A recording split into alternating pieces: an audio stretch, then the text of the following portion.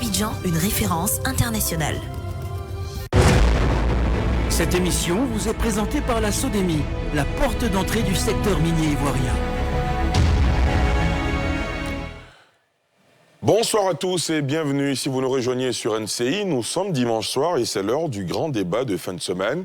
NCI 360, le creuset de décryptage et d'analyse de l'actualité d'ici et d'ailleurs. Et justement, une fois n'est pas coutume, ce soir, nous démarrons par une actualité internationale qui touche évidemment la communauté subsaharienne vivant en Tunisie. La communauté ivoirienne, comme les autres subsahariens, subit des répercussions de la charge violente menée mardi dernier par le président tunisien Kais Saïed, qui appelait à prendre des mesures urgentes pour lutter contre l'immigration subsaharienne irrégulière. Depuis, plusieurs scènes de violence et de maltraitance de nos compatriotes ont été enregistrées. En début d'émission, l'avis de nos spécialistes. Au chapitre politique, le Parti des peuples africains, Côte d'Ivoire, PPACI, a désormais un représentant au sein de la commission centrale de la CEI, à la suite d'un accord, souvenez-vous, obtenu l'année dernière, un signe d'apaisement du climat politique. Dans la même semaine, le secrétaire général du parti, Damana Picas, sous le coup d'une instruction judiciaire, a été convoqué par une juge de la cellule antiterroriste de la gendarmerie. Damana Picas et Ikpo Lagui ont été inculpés vendredi, placés sous contrôle judiciaire et laissés en liberté provisoire, indique un communiqué du procureur de la République, Ado Richard. L'autre actualité politique décryptée ce soir, c'est la sortie d'un cadre du PDCI-RDA dans les colonnes du Nouveau Réveil. L'ancien maire du Plateau estime qu'il y a un malaise qu'il faut diagnostiquer et traiter au sein du PDCI-RDA. Enfin, nous évoquerons ces attaques attribuées à des groupes terroristes dans le nord du Burkina Faso qui ont provoqué la mort d'au moins 70 soldats burkinabés entre le 17 et le 19 février. Il s'agit de l'attaque la plus meurtrière depuis l'arrivée au pouvoir du capitaine Ibrahim Traoré. Voilà pour le sommaire, mesdames et messieurs. Pour en parler, je reçois pour vous, chez vous, Guillaume Bateau, journaliste, directeur des rédactions de Notre Voix. Guillaume Bateau, ça faisait un moment où vous ne voyez plus? Non, je suis là. J'avais fait un tour au village pour saluer mes parents. Au champ, peut-être? Oh oui, j'ai fait un tour au campement de mon père, mais j'étais plutôt dans le village. Et tout va bien? Oui, ça va. Ils ont quelques difficultés, l'état de la route, les problèmes d'accès à l'eau potable, les problèmes de pièces administratives. On en a parlé les autorités, le sous-préfet notamment, que je profite, que je peux remercier. Et puis, on essaie de discuter pour voir comment trouver les solutions. Très bien. Vous aurez l'occasion d'en parler dans NCI 360, même si ce n'est pas l'objet de notre émission de ce soir. André Silver Conan, journaliste, fondateur d'Ivoire Hebdo, qu'on n'a pas vu aussi depuis quelques semaines. On a respecté son deuil. Il faut rappeler qu'il avait perdu une de ses collaboratrices, très proche collaboratrice. André, bonsoir et bienvenue. Merci. Tout va bien? Ça va, Dieu est puissant. Très bien. Docteur Arthur Banga, historien, spécialiste en sécurité et défense, enseignant-chercheur à l'université Félix Houphouët-Boigny de Cocody, analyse politique, tout va bien? Oui, ça va très bien. Très bien, très parfait. Heureux d'être avec vous. Parfait. Docteur Bangali Gédéon-Ngouran, historien des relations internationales, enseignant-chercheur à l'université Jean-Laurent-Guédé de Dalois. Cette fois-ci, je ne me suis pas trompé. Tout est bon cette fois-ci. C'est parfait. C'est parfait. Parfait. Nous avons Michel Betta, directeur de publication du journal Le Bélier, journal qui est proche du PDCI-RDA, nous dit-on. Oui, naturellement, c'est un journal qui croit qu'il est temps pour le PDCI de revenir au pouvoir et que la Côte d'Ivoire a connu c'est glorieux, ces années glorieuses sous le PDCI. Et quand nous assistons à tout ce qui se passe aujourd'hui, nous pensons que le PDCI a tout naturellement le droit de revenir au pouvoir pour ramener ce pays-là dans ces années glorieuses-là. Vous entrez fort dans le débat.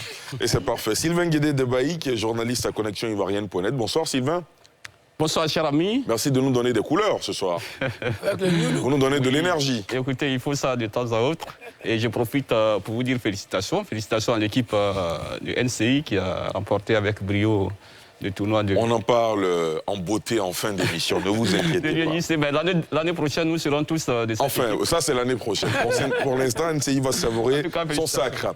Allez messieurs, merci d'être installés. Les migrants subsahariens, je vous le disais tout à l'heure, dont des Ivoiriens, vivent des moments difficiles actuellement en Tunisie. Depuis des propos jugés identitaires et racistes du président tunisien, ils sont dans la tourmente. Au quotidien, ils sont traqués, emprisonnés pour les uns, vidés de leur maison et jetés à la rue pour les autres. Sur la situation de la migration irrégulière, le ministère d'État ivoirien, en charge des affaires étrangères, avait fait l'état des lieux lors d'un séminaire des acteurs la semaine dernière, rencontre qui avait relevé comme facteur favorisant l'absence de visa entre la Tunisie et la Côte d'Ivoire, d'où partent par vol de nombreux migrants en transit. Faut-il remettre le visa entre Abidjan et Tunis en cause? En attendant une réponse, la diplomatie ivoirienne s'active pour le retour de ses citoyens en détresse, mais la moisson semble bien maigre. Les précisions de Thiemé Danger. Ivoiriens et autres Africains subsahariens vivent des moments difficiles ces derniers jours en Tunisie. Cette communauté la plus importante étrangère dans ce pays d'Afrique du Nord, autrefois zone de transit des migrants, est en proie à vagues de montées xénophobes sur fond de discours haineux et de violence. Les alertes et autres appels de détresse sont devenus le quotidien des subsahariens qui voient leurs droits bafoués et qui ne savent plus à quel sein se vouer. Nous sommes en danger, pourquoi? Parce que déjà il y a des marches. Il y a des marches des Tunisiens qui demandent que des Noirs, des ressortissants subsahariens puissent entrer chez eux. Nous constatons également des entrées, même des Tunisiens entrant dans des domiciles pour faire sortir nos ressortissants. Nous, en tant que subsahariens, nous sommes en détresse. Nous sommes en détresse parce que depuis une semaine, nous ne dormons plus et il y a beaucoup de choses qui se passent sur le territoire, des agressions, des morts même qu'on cache des corps et vraiment nous pensons que nous sommes en détresse et nous demandons à tous les Ivoiriens de rester à l'écoute pour se retrouver à l'ambassade pour un enregistrement volontaire et de masse en plus pour que nous puissions nous rendre sur le territoire ivoirien. Comment en est-on arrivé à cette poussée xénophobe dans ce pays où quelques 57 000 étrangers recensés en 2019 par le département des affaires économiques et sociales des Nations Unies, dont près de 45 000 en transit, travaillant sans être déclarés pour financer un départ vers l'Europe. Mardi dernier, le président Kais Saied suscitait la polémique. Reprenant à son compte une rhétorique complotiste et xénophobe à l'encontre des migrants subsahariens présents en Tunisie. Un discours haineux, au plus haut sommet de l'État que plusieurs ONG locales dénoncent, craignant une banalisation du racisme. Cette violence contre les étrangers et particulièrement les subsahariens dont des Ivoiriens intervient dans un contexte de crise économique dans une Tunisie prise dans le piège de la dette. Le pays peine à financer ses importations et sa population doit composer depuis des mois avec une inflation qui dépasse les 10% et des pénuries de denrées alimentaires, dont le lait et autres produits de première nécessité. Monsieur, est-ce que vous êtes de ceux qui pensent que les difficultés économiques et financières de la Tunisie peuvent justifier ces écarts à l'endroit des subsahariens? Guillaume Bateau? Non, je crois qu'on ne peut pas justifier. Les difficultés sont communes à tous les pays. Il n'y a pas de pays où il n'y a pas de difficultés. Je crois que le président Saïd est en train de décevoir tous ceux qui avaient vu en son élection la promotion de quelqu'un qui était intègre, qu'on disait intègre, quelqu'un qui était sans parti politique traditionnel et qui était arrivé grâce au processus démocratique qui malheureusement aujourd'hui se sert justement des institutions tunisiennes pour devenir carrément un dictateur. On voit tous les problèmes politiques qu'il y a aujourd'hui en Tunisie. Et donc je pense que c'est une fuite en avant face aux problèmes politiques qui sont réels. On veut trouver des boucs émissaires qui sont malheureusement les subsahariens. Donc la question du racisme, la xénophobie. On sait que généralement les populistes utilisent ces questions-là pour masquer leurs propres défaillances. Et c'est vraiment regrettable pour un pays qui quand même est un pays assez emblématique en Afrique et qui était à la pointe au niveau du Maghreb des progrès démocratiques. Après, on a connu Bourguiba, après le départ de Ben Ali.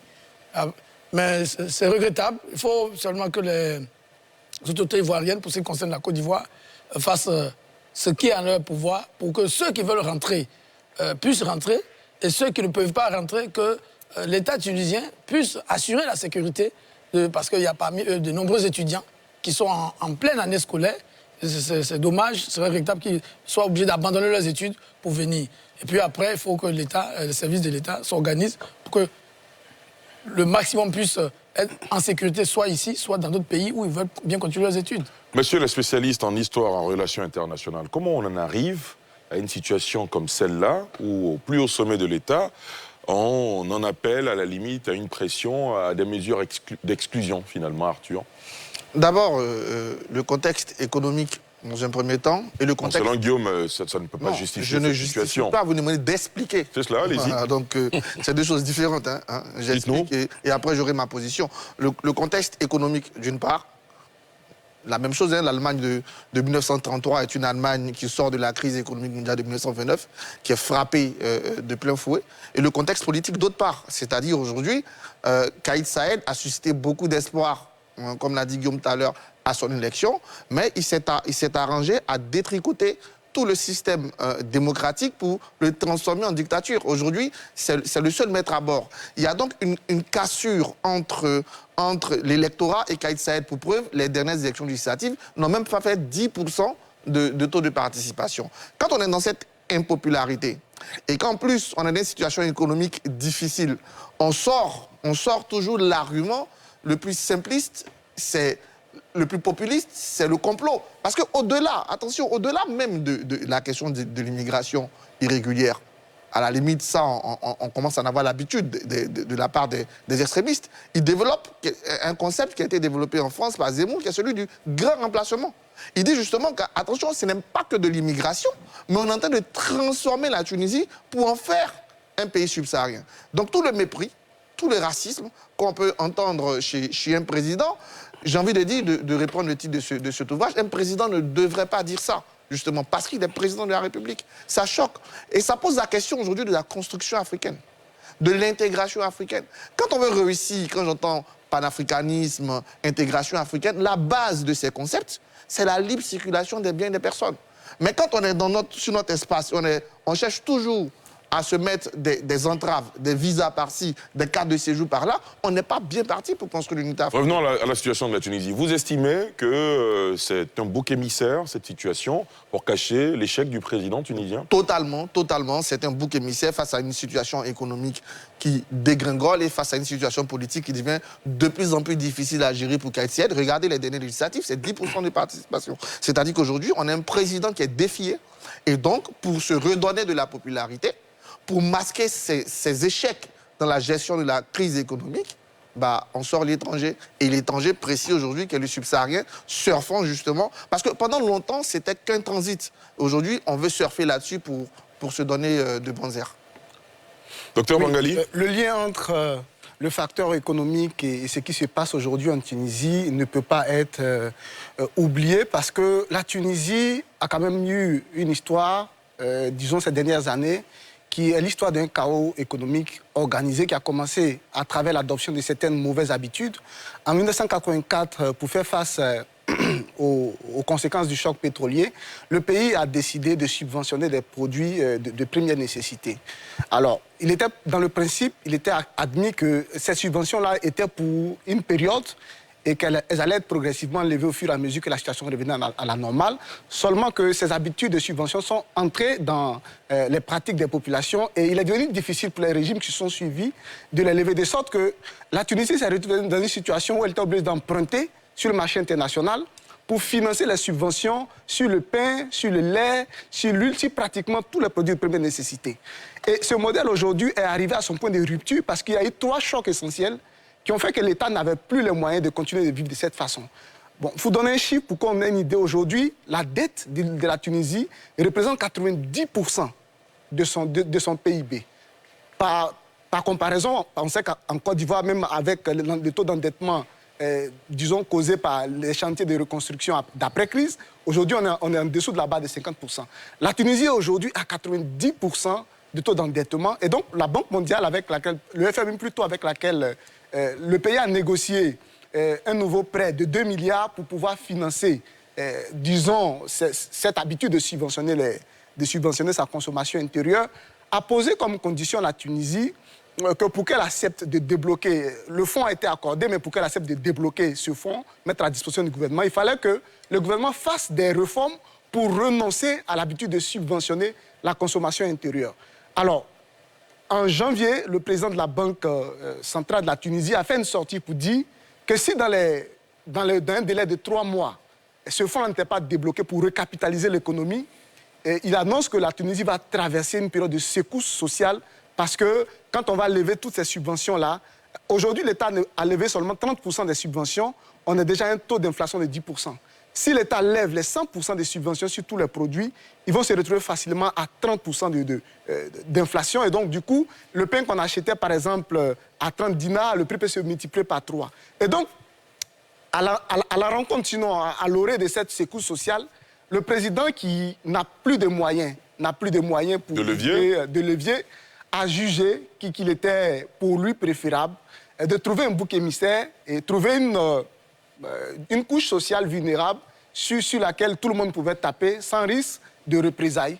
Et le bouc émissaire qu'on a trouvé, ce sont les subsahariens. Mais je pense que ça marche parce que déjà dans le subconscient, sinon les traits culturels du monde arabe, il y a ce racisme anti-noir qui existe historiquement parce que le monde arabe a été impliqué dans la traite des Noirs pendant 6 siècles au moins, donc a pratiqué une traite des Noirs qui a duré plus que la traite pratiquée par l'Occident. Donc ça a laissé des résidus dans leur culture, de sorte qu'ils savaient qu'en évoquant cela, ça allait être plutôt repris au niveau de la population, mais c'est une grande première parce que généralement, dans les différents pays où on déchaîne le racisme anti-noir de cette manière, généralement quand on observe en Libye, au Yémen, c'est des pays où l'État s'est effondré. Parce que jusque-là, c'était l'État qui était le gardien de l'éthique, de la bonne moralité sur la question. Mais c'est la première fois que dans un pays où l'État fonctionne toujours et le plus insigne de ses représentants se retrouve aujourd'hui à déchaîner une telle haine anti-noire. Vous avez anticipé sur ma prochaine question. Okay. Le président peut lancer des mots d'ordre, insinuer que le problème de la Tunisie, ce soit les subsahariens, mais pourquoi ça marche? C'est bien parce que ceux qui font fonctionner... ceux qui ont cette attitude violente envers nos compatriotes, c'est bien parce qu'ils épousent, ils sont acquis à cette cause, André Silver-Conan. Je ne suis pas sûr que ça marche tout à fait. Dites-nous, pourquoi? Je ne suis pas sûr que ceux qui répondent donc, si vous voulez, à cette rhétorique du grand remplacement, donc purement xénophobe de Kais Saied, réagissent pour adhérer à sa politique. Je ne crois pas. Je pense que il y a effectivement des gens qui sont là, qui sont naturellement, pour reprendre l'expression de bêta, racistes, et qui donc font écho, si vous voulez, à ce positionnement qui est quelque peu surprenant quand même de sa part, parce que c'est quelqu'un qui a été élu sur la base d'un discours proprement indépendant. Rappelez-vous, il était de ceux qui militaient pour que la charia ne soit pas introduite dans la Constitution. Mais il n'est pas exclu que la pente qu'il a empruntée aujourd'hui l'amène à revoir ce discours pour se glisser justement vers l'islamisme extrême, tout cela, parce qu'il a des plans à l'intérieur.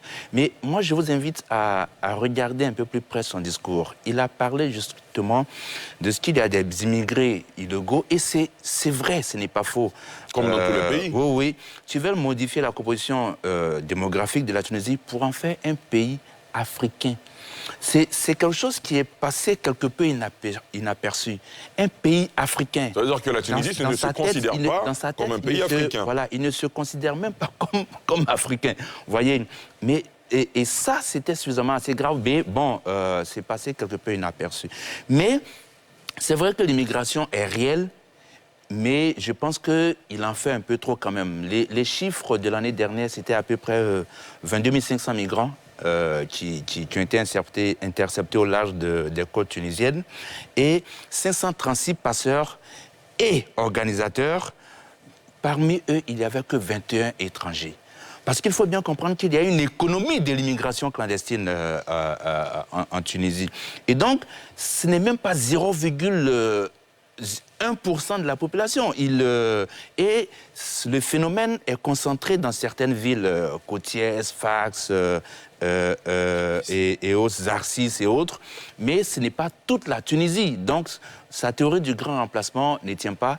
C'est effectivement une stratégie du complot intérieur pour masquer son incompétence à régler les problèmes de son pays. Parce que c'est qui finalement Kais Saied? Il a été élu en 2019 et on a une élection présidentielle qui arrive donc en 2024.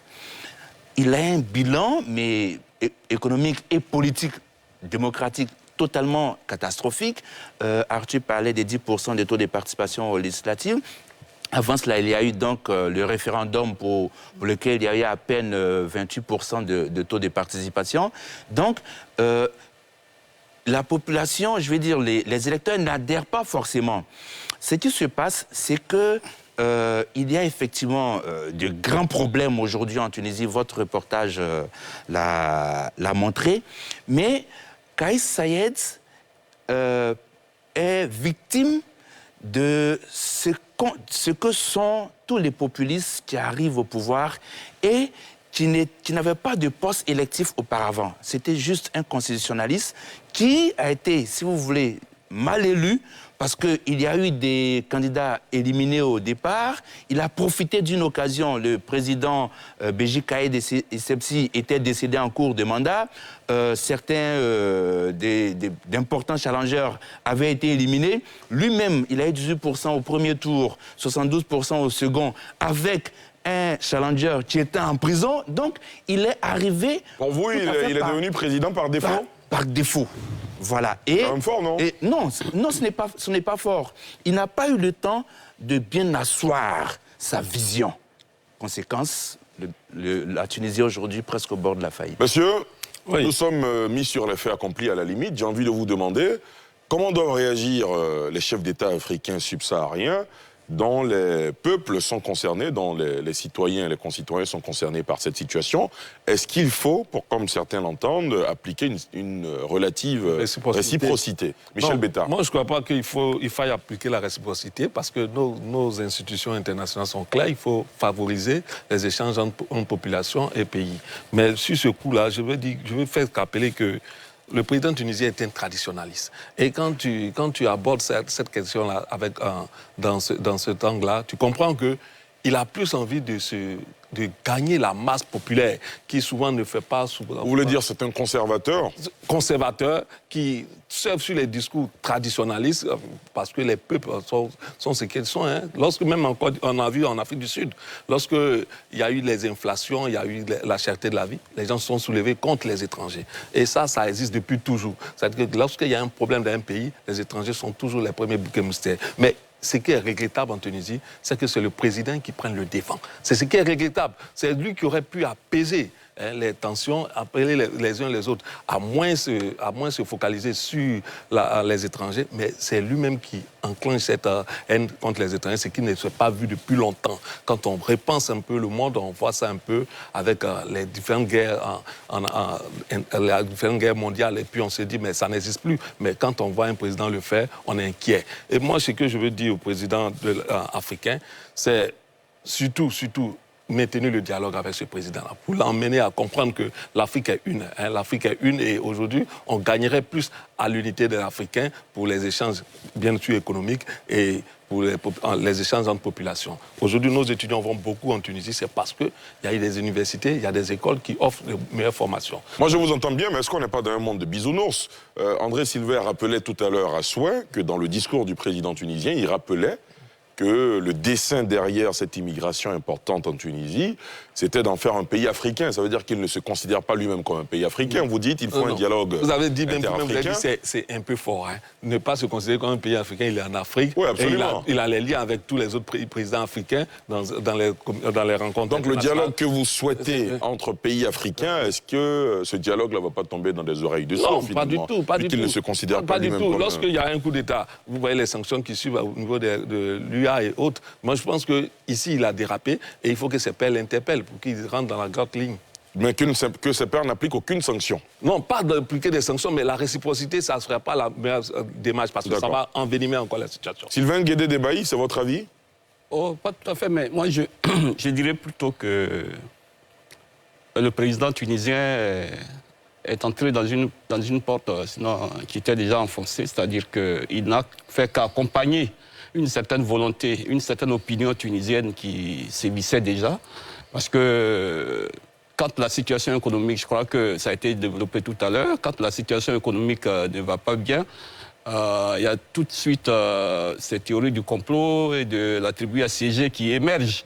Et pour les Tunisiens, le problème, le bouc émissaire tout trouvé, c'était ces subsahariens qui sont ivoiriens, qui sont burkinabés, qui sont maliens, etc. Et qui généralement sont dans le petit boulot d'ailleurs. Ce n'est pas de grands postes qu'ils occupent pour qu'on dise non, qu'ils prennent la place des Tunisiens, etc. Mais ce qui est plus grave dans son discours, c'est quand il stigmatise cette union entre les Africains ceux qu'ils considèrent comme les Africains et les Tunisiens, quand il dit que la population va être remplacée, parce qu'il y a des mariages mixtes, etc. Je crois que ça, c'est des propos qui sont graves. Et à mon avis, les autres États africains devraient réagir. Mais on a senti qu'il y a de la timidité. Et c'est ce qui fait la différence entre nous et les Européens. Chez les Européens, les Américains et tout ça, quand un de leurs citoyens a ce genre de problème, ils réagissent très vite. Ici, au sud du Sahara, on n'a pas encore senti cette réaction qui devrait venir en principe. Le reportage qu'on a suivi tout à l'heure disait que bon, il y a eu des séminaires ici en Côte d'Ivoire pour savoir s'il faut appliquer maintenant le visa entre la Tunisie et la Côte d'Ivoire. Mais je crois qu'il faut aller au-delà. Il faut aller même à l'Union africaine, reposer vraiment le débat sur l'immigration. Parce que ce qui se passe en Tunisie, c'est également la même chose qui se passe en Libye, où il y a même un silence assourdissant sur les maltraitances que subissent les Noirs qui veulent traverser la Méditerranée. Vous voyez que c'est des problèmes qui sont assez graves.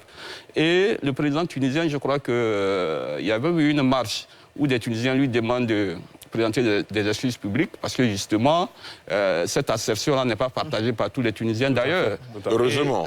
Cela arrive malheureusement au moment où la Tunisie elle-même, à l'image du Maroc, est en train d'aller vers les autres pays d'Afrique.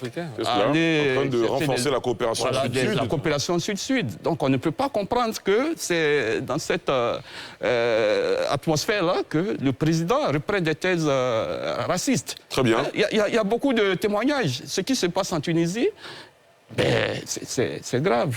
Absolument, on est tous unanimes que c'est grave. Alors tout à l'heure, vous disiez que les présidents africains doivent prendre des mesures plus importantes. Dans l'opinion africaine, il y en a qui estiment que les présidents de ces pays subsahariens devraient commencer par rappeler les ambassadeurs tunisiens dans leur pays pour demander des explications. Guillaume Bateau, est-ce que vous partagez cette manière de voir les choses? Je ne partage pas. Je crois que l'Union africaine a déjà fait un communiqué pour condamner clairement les propos racistes du président. Est-ce que ça suffit, ce communiqué? Ça ne suffit pas. Ça ne suffit pas. Il faut effectivement saisir les instances de l'Union et voir comment, d'abord, la priorité doit être les citoyens de ces pays-là. Quelle solution on leur apporte dans l'immédiat pour assurer leur sécurité. Ensuite, on verra. Parce que, heureusement d'ailleurs, le président tunisien n'est pas soutenu par l'ensemble des Tunisiens. Même donc, à ce propos, il y a un de ses proches qui a essayé de rattraper ses propos. Tout le monde sait que aujourd'hui, le président tunisien, il a perdu le Nord. C'est malheureux, mais c'est ça la réalité. Et il faut rappeler que, dans le même temps, ses propres concitoyens, ses propres opposants sont traqués. Il met ses concitoyens en prison. C'est une véritable chasse aux sorcières qui est dénoncée, y compris par les organisations des droits de l'homme tunisiennes. Donc, les subsahariens ne sont pas les seuls à être traqués aujourd'hui en Tunisie. Ils sont les plus nombreux, mais les propres Tunisiens, surtout ceux qui contestent la façon de voir du président Saïd, sont aujourd'hui emprisonnés. Donc c'est une situation, c'est un homme politique qui est en train de perdre pied, qui veut s'accrocher, qui est en train de se noyer, qui veut s'accrocher à tout. Donc il faut que les Africains, même si on est choqué par la déclaration du président Saïd, il faut faire en sorte que les liens avec le peuple tunisien ne soient pas mis en cause. C'est pour ça qu'il faut une diplomatie, certes, ferme, mais en même temps qui laisse la porte ouverte, parce que, quelqu'un l'a dit, on l'a dit ici, la plupart des subsahariens sont en transit. Ils ne vont pas pour rester en Tunisie, parce que c'est un pays qui est proche donc, de l'Europe. Comment faire pour que, dans un premier temps, tous ces citoyens subsahariens soient sécurisés? Moi, je donne la priorité, parce que si on se lance dans une surenchère, retirer nos ambassadeurs, alors que nos ambassadeurs... Non, pas retirer les ambassadeurs, les convoquer pour les entendre. Si. Alors qu'aujourd'hui, par exemple, on prend le cas de la Côte d'Ivoire, ils ont besoin aujourd'hui de l'ambassade. Ils ont besoin aujourd'hui que l'ambassadeur soit mobilisé à 100% pour leur trouver des solutions.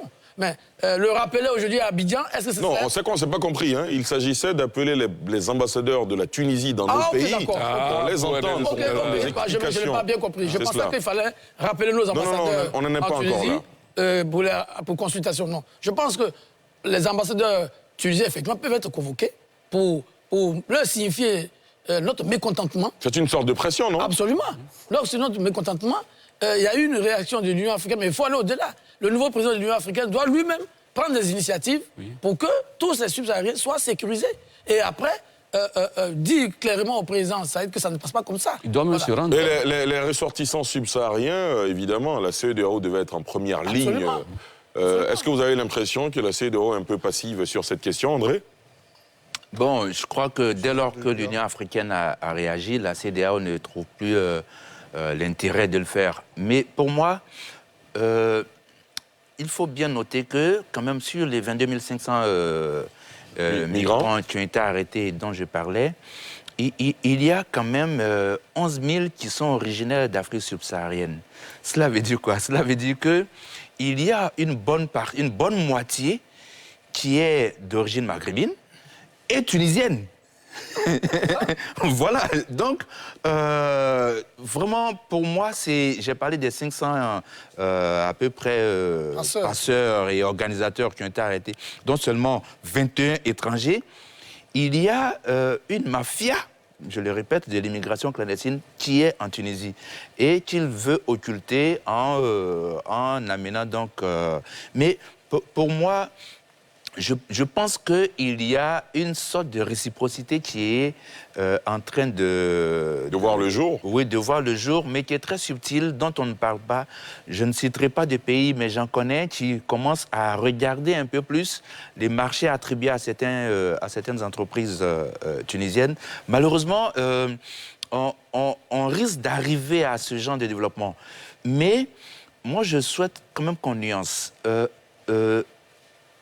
Kais Saïed, c'est vrai que son discours, il est populiste, il est violent, il est excessif, mais il vise bien les immigrants clandestins. Vous voyez, il ne vise pas forcément, je vais dire, les gens qui ont des papiers, voilà. Et la plupart de ceux qui appellent, qui lancent des appels de détresse, ce sont des gens justement qui sont en transit, qui sont en situation irrégulière. C'est vrai, moi je n'adhère pas du tout, mais la situation de l'immigration clandestine et irrégulière dans nos pays doit être posée avec moins de complexe, y compris en Côte d'Ivoire. Avec sérieux, bien sûr. On est bien d'accord, c'est des questions qui doivent être adressées avec beaucoup de sérieux. Arthur Banga, vous vouliez réagir depuis tout à l'heure? Réagir sur deux choses rapidement. Je réaffirme qu'il ne faut pas confondre Kais Saïed, ce qu'il a dit a un non-sens. Il a des partisans dans tous les pays, il y a des gens, des racistes, d'extrême droite. Même le diable a des supporters. Mais j'ai entendu des mots forts comme subconscient de racisme chez les Arabes. Non, c'est des mots trop forts. On ne peut pas dire aujourd'hui que tous les Arabes sont racistes, que tout le monde... Non, pas du tout, évidemment. Même pas la grande majorité. Mais ça peut exister chez certains. Pas comme chez nous. Comme des Africains, des subsahariens. Des Africains qui n'aiment pas les Blancs. On peut tout de même concéder cette expression. Non, pas du tout. Enfin, dites-moi, allez-y, c'est votre point de vue, allez-y. On a vécu avec les Arabes, justement. Au-delà de la traite arabe, il y a eu des liens commerciaux forts. On a eu des ambassades dans des pays arabes depuis le Moyen-Âge. Donc, on a une vieille tradition aussi de fraternité avec nos frères arabes, qui sont nos frères. Deuxième chose que je veux dire, moi, ça me pose un réel problème de la construction africaine. Je reviens là-dessus. Parce que les gens ne comprennent pas que le salut de l'Afrique passe par cette construction africaine.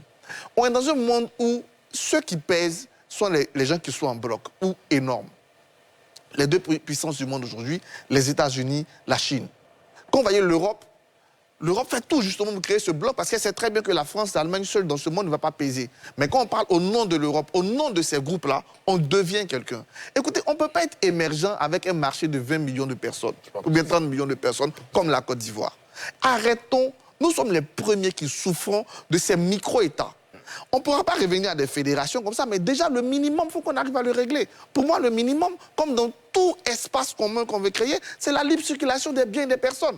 Si en Afrique, on n'est pas capable de garantir cette libre circulation, et qu'on a ça, comme on voit, des chasses à l'homme, comme je dis, des cartes de séjour. Figurez-vous que dans certains pays en Afrique du Sud, vous finissez d'être étudiant pour travailler quand vous êtes subsaharien comme eux, c'est des problèmes.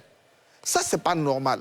Il faut que l'Union africaine fasse un vrai travail pour rendre réelle cette libre circulation des biens des personnes. Mais au-delà, de créer dans nos enseignements à l'école, dans nos centres culturels, dans la vie de tous les jours.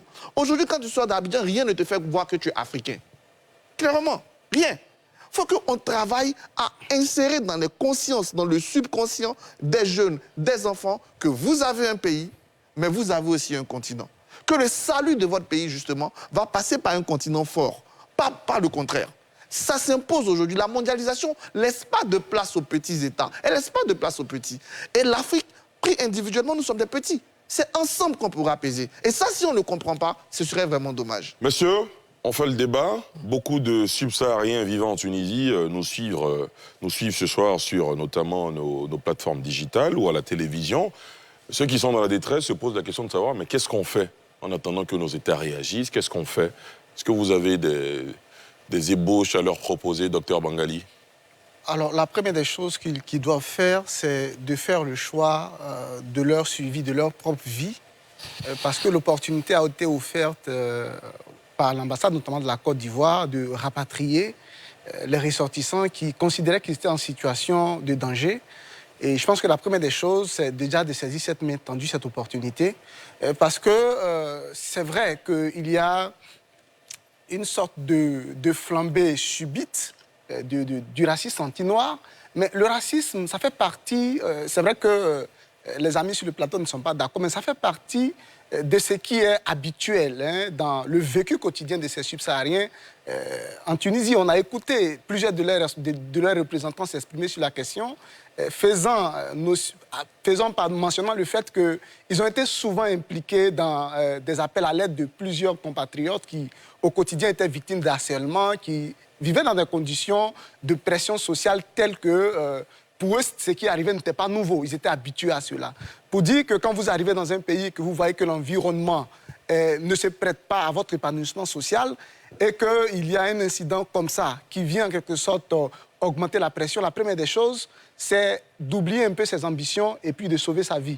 Donc je pense que la première des choses qu'on peut leur donner comme conseil, si l'opportunité s'offre à eux de rentrer au pays, ou encore de partir vers une autre destination, il faut déjà saisir cette opportunité, quitte à ce qu'après on se réorganise pour une solution qu'on considère meilleure par rapport à celle-là, mais déjà, il faut reculer pour mieux sauter.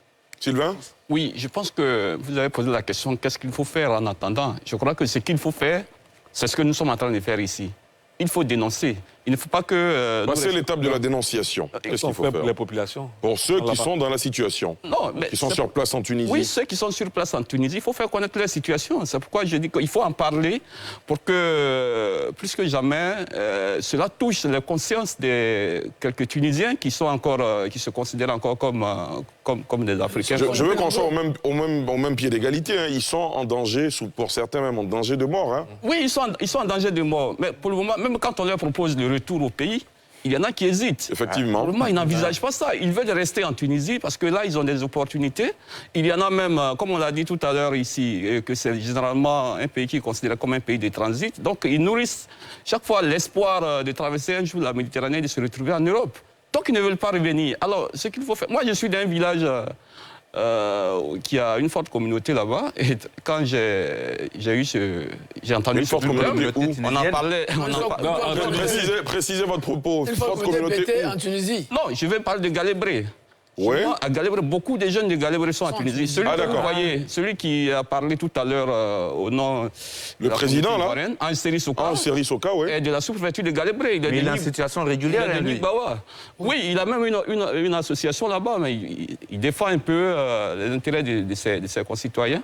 Donc, je veux dire, quand on a dit de revenir, ils ne peuvent pas revenir. Alors, en famille, quand on en parlait, des années, on dit, bon, ben, c'est la prière qui fait, il faut se confier à Dieu. Moi, j'aimerais...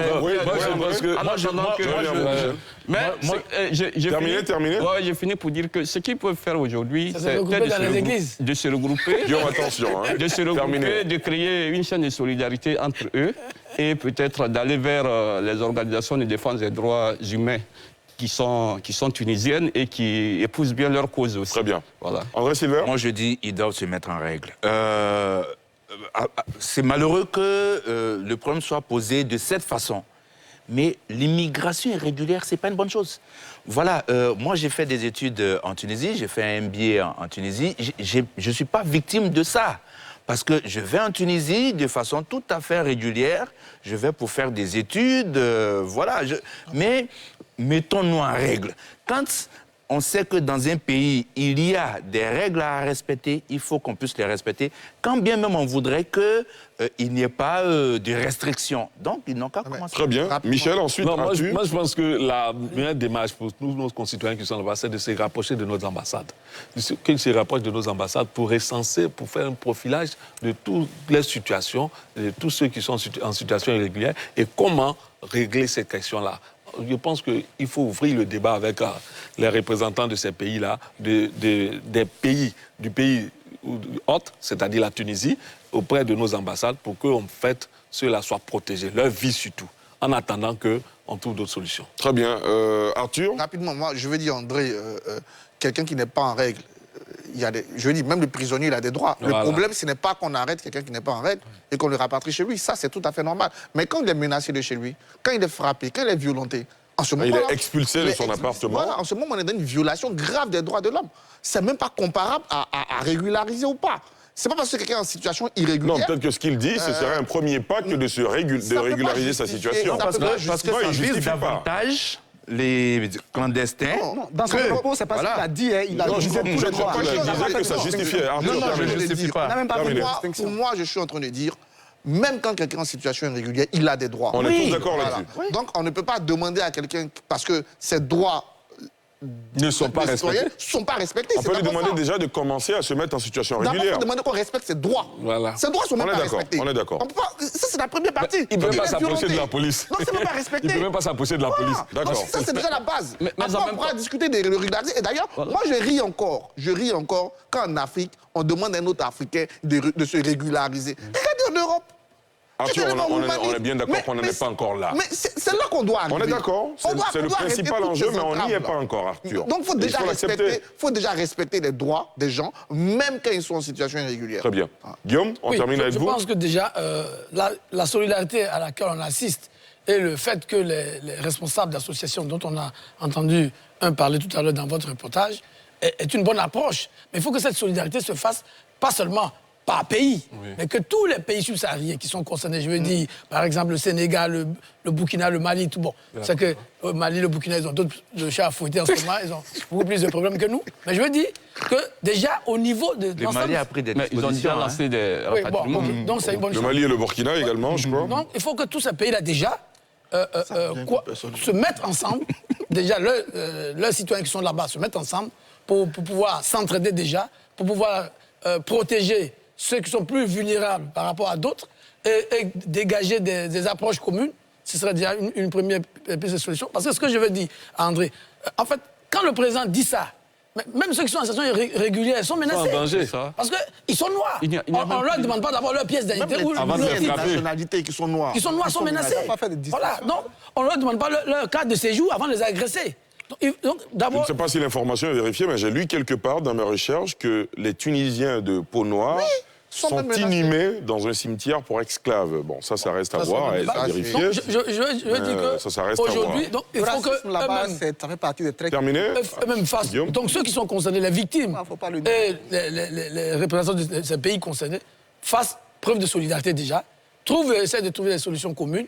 Ensuite, quelqu'un l'a dit, je suis d'accord, ceux qui pensent qu'ils peuvent rentrer, et que l'État mette des dispositions, prenne des dispositions pour qu'ils puissent rentrer, déjà, pour préserver leur vie. Et puis ceux qui pensent qu'ils ne peuvent pas rentrer, mais qu'ils peuvent aller ailleurs, ils ne veulent pas rentrer, qu'on voit avec les pays voisins. On a le Maroc, on a d'autres pays, l'Algérie, avec lesquels on a de bonnes relations, pour voir comment on peut faire pour les évacuer vers ces pays-là, pour le plus de sécurité. Et à la longue, maintenant, voir avec les autorités tunisiennes comment régler définitivement ces problèmes. Très rapidement, toute dernière intervention. À Caïs, il faut interpeller Caïs pour lui demander de s'inspirer de l'exemple d'Angela Merkel, qui a eu ici en Côte d'Ivoire le prix... Qui, contrairement à lui, a ouvert ses frontières. Lui, il a ouvert ses frontières. Non, il a ouvert ses frontières. D'accord. En tout cas, merci beaucoup, messieurs, pour vos analyses sur ce sujet. On revient à la politique intérieure de la Côte d'Ivoire et on s'intéresse au Parti des peuples africains qui a désormais un représentant au sein de la commission centrale de la commission électorale indépendante. Demba Traoré, proche de Laurent Gbagbo et membre de ce parti, a été nommé par décret présidentiel en tant que membre de la commission centrale. Une victoire d'État pour le parti qui fait suite au dialogue politique. On suit les précisions de Nadia Edja. On en parle juste après. C'est un pas important dans le dialogue politique. Le Parti des peuples africains de l'ex-président Laurent Gbagbo a intégré cette semaine la commission électorale indépendante à travers la nomination de Demba Traoré en tant que membre de la commission centrale, conformément au décret numéro 2023-96 du 15 février 2023, signé du président de la République Alassane Ouattara. Une représentation du PPACI au sein de la CEI qui découle des engagements pris par le parti au pouvoir à la suite du dialogue politique tenu en début d'année 2022. Alors que s'ouvrent dans quelques mois les élections municipales et régionales, ce geste du président est une volonté manifeste d'avoir une commission électorale consensuelle pour des scrutins apaisés. En effet, toutes les grandes formations sont désormais représentées dans l'instance qui compte à ce jour 18 membres. Messieurs, enfin, le Parti des peuples africains Côte d'Ivoire a son représentant au sein de la commission centrale de la CEI. Commentaire, analyse, décryptage, Arthur ? Oui, c'est une très bonne chose. C'est une très bonne chose. Ça va dans le sens de l'apaisement qu'on voit depuis longtemps. Hein, et ça crédibilise davantage la commission électorale indépendante. Parce que le PPACI reste l'un des partis importants de l'opposition ivoirienne. Il pourra avoir un regard sur le fonctionnement de la CEI, il pourra apporter ses idées. Et c'est donc une bonne chose que le PPACI soit représenté dans la commission électorale indépendante. Ça répond aux exigences du dialogue politique, ça répond à la nécessité d'apaiser et ça donne davantage de crédibilité à la CEI, donc c'est une bonne chose. Après, c'est clair que ça ne règle pas tous les problèmes, mais on avance parce que souvent ces représentants aussi sont plus, c'est le problème d'une instance politique, c'est que souvent ils sont plus représentants de leur parti politique que censeurs du processus électoral, mais c'est une très bonne chose. Je félicite le président de la République et le PPACI pour avoir trouvé ce terrain d'entente. Docteur Bangali ? Je pense que ça a salué, c'est dans ce sens-là qu'il faut aller. En tout cas, c'est un minimum par rapport à la configuration d'avant 2010.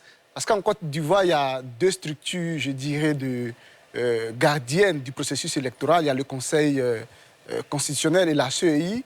Et avant 2010, disons que la CEI était dirigée par une personnalité de l'opposition. Et le Conseil constitutionnel, son président était nommé par le chef du parti au pouvoir, de sorte qu'on avait l'impression d'avoir un équilibre. Aujourd'hui, on est plutôt passé à une configuration où le président a choisi de nommer des juristes à la tête des deux institutions.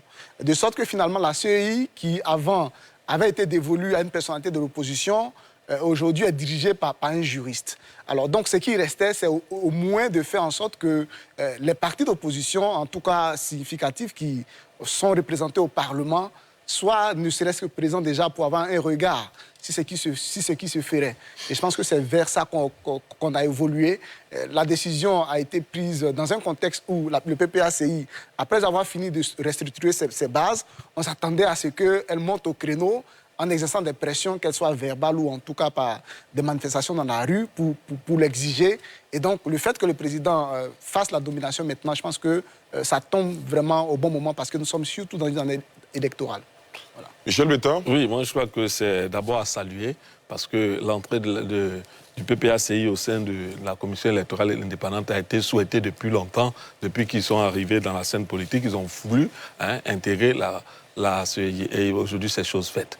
Mais ça ne résout pas, il ne faut pas se cacher, la question de l'équilibre au sein de cette organisation. Et c'est de ça que les autres partis politiques, c'est ce que les partis politiques dénoncent. Je le rappelle souvent, lorsque on faisait la Constitution en 2000, il avait été dit clairement que le président de la République ne devait pas être président de parti politique. Ce qui a été fait désormais. De sorte que tous ceux que le président nomme, c'est comme s'ils appartiennent au même parti politique que le parti auquel le président appartient. De sorte que quand le président nomme un de ses représentants, quand les ministres nomment un de leurs représentants, on a l'impression que tous ceux-là font partie du RHDP. Donc ça donne toujours ce déséquilibre-là qui fait qu'aujourd'hui, les partis de l'opposition veulent voir un représentant de l'opposition à la tête de la CEI.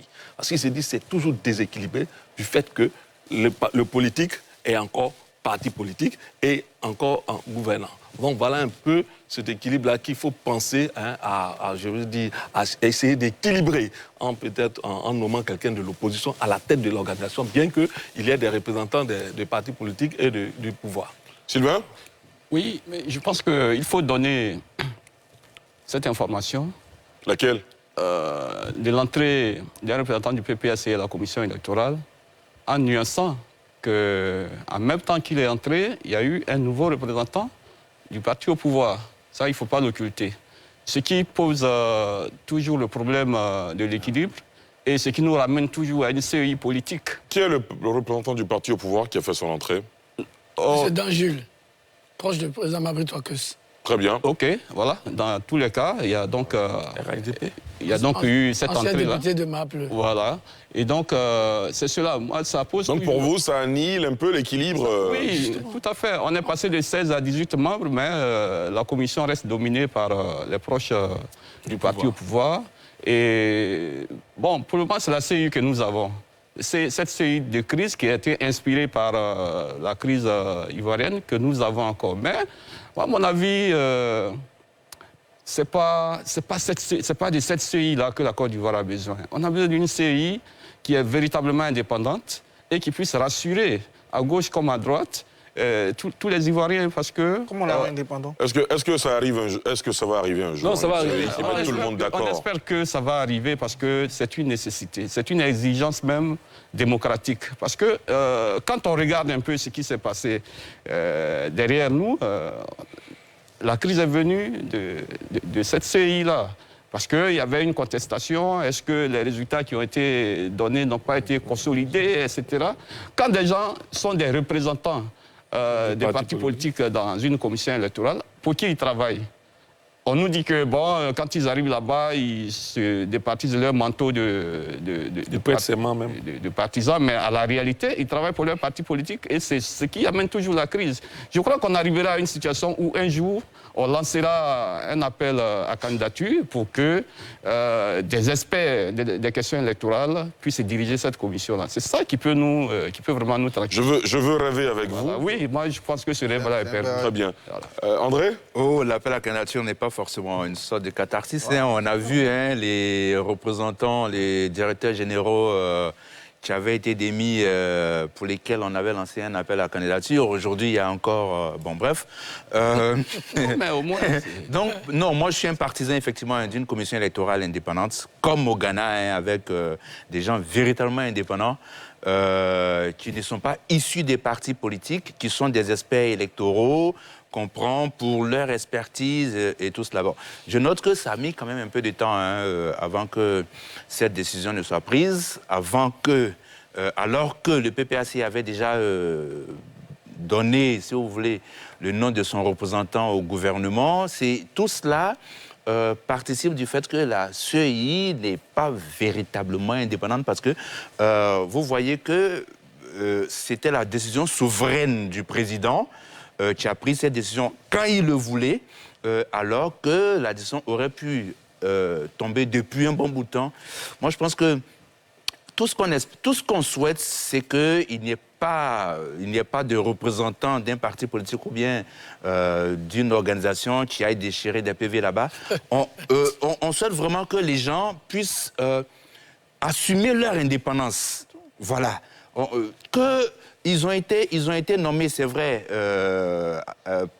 pour le compte de partis politiques, mais qu'ils assument leur indépendance, qu'ils fassent le job pour lequel ils ont été nommés. Il y a des règles bien claires, ils ont des missions, ils ont du pouvoir, qu'ils l'assument en toute indépendance. Et ça, quel que soit l'appel à candidature, quel que soit tout ce qu'on dira, c'est dans la tête. Il faut qu'ils assument leur indépendance.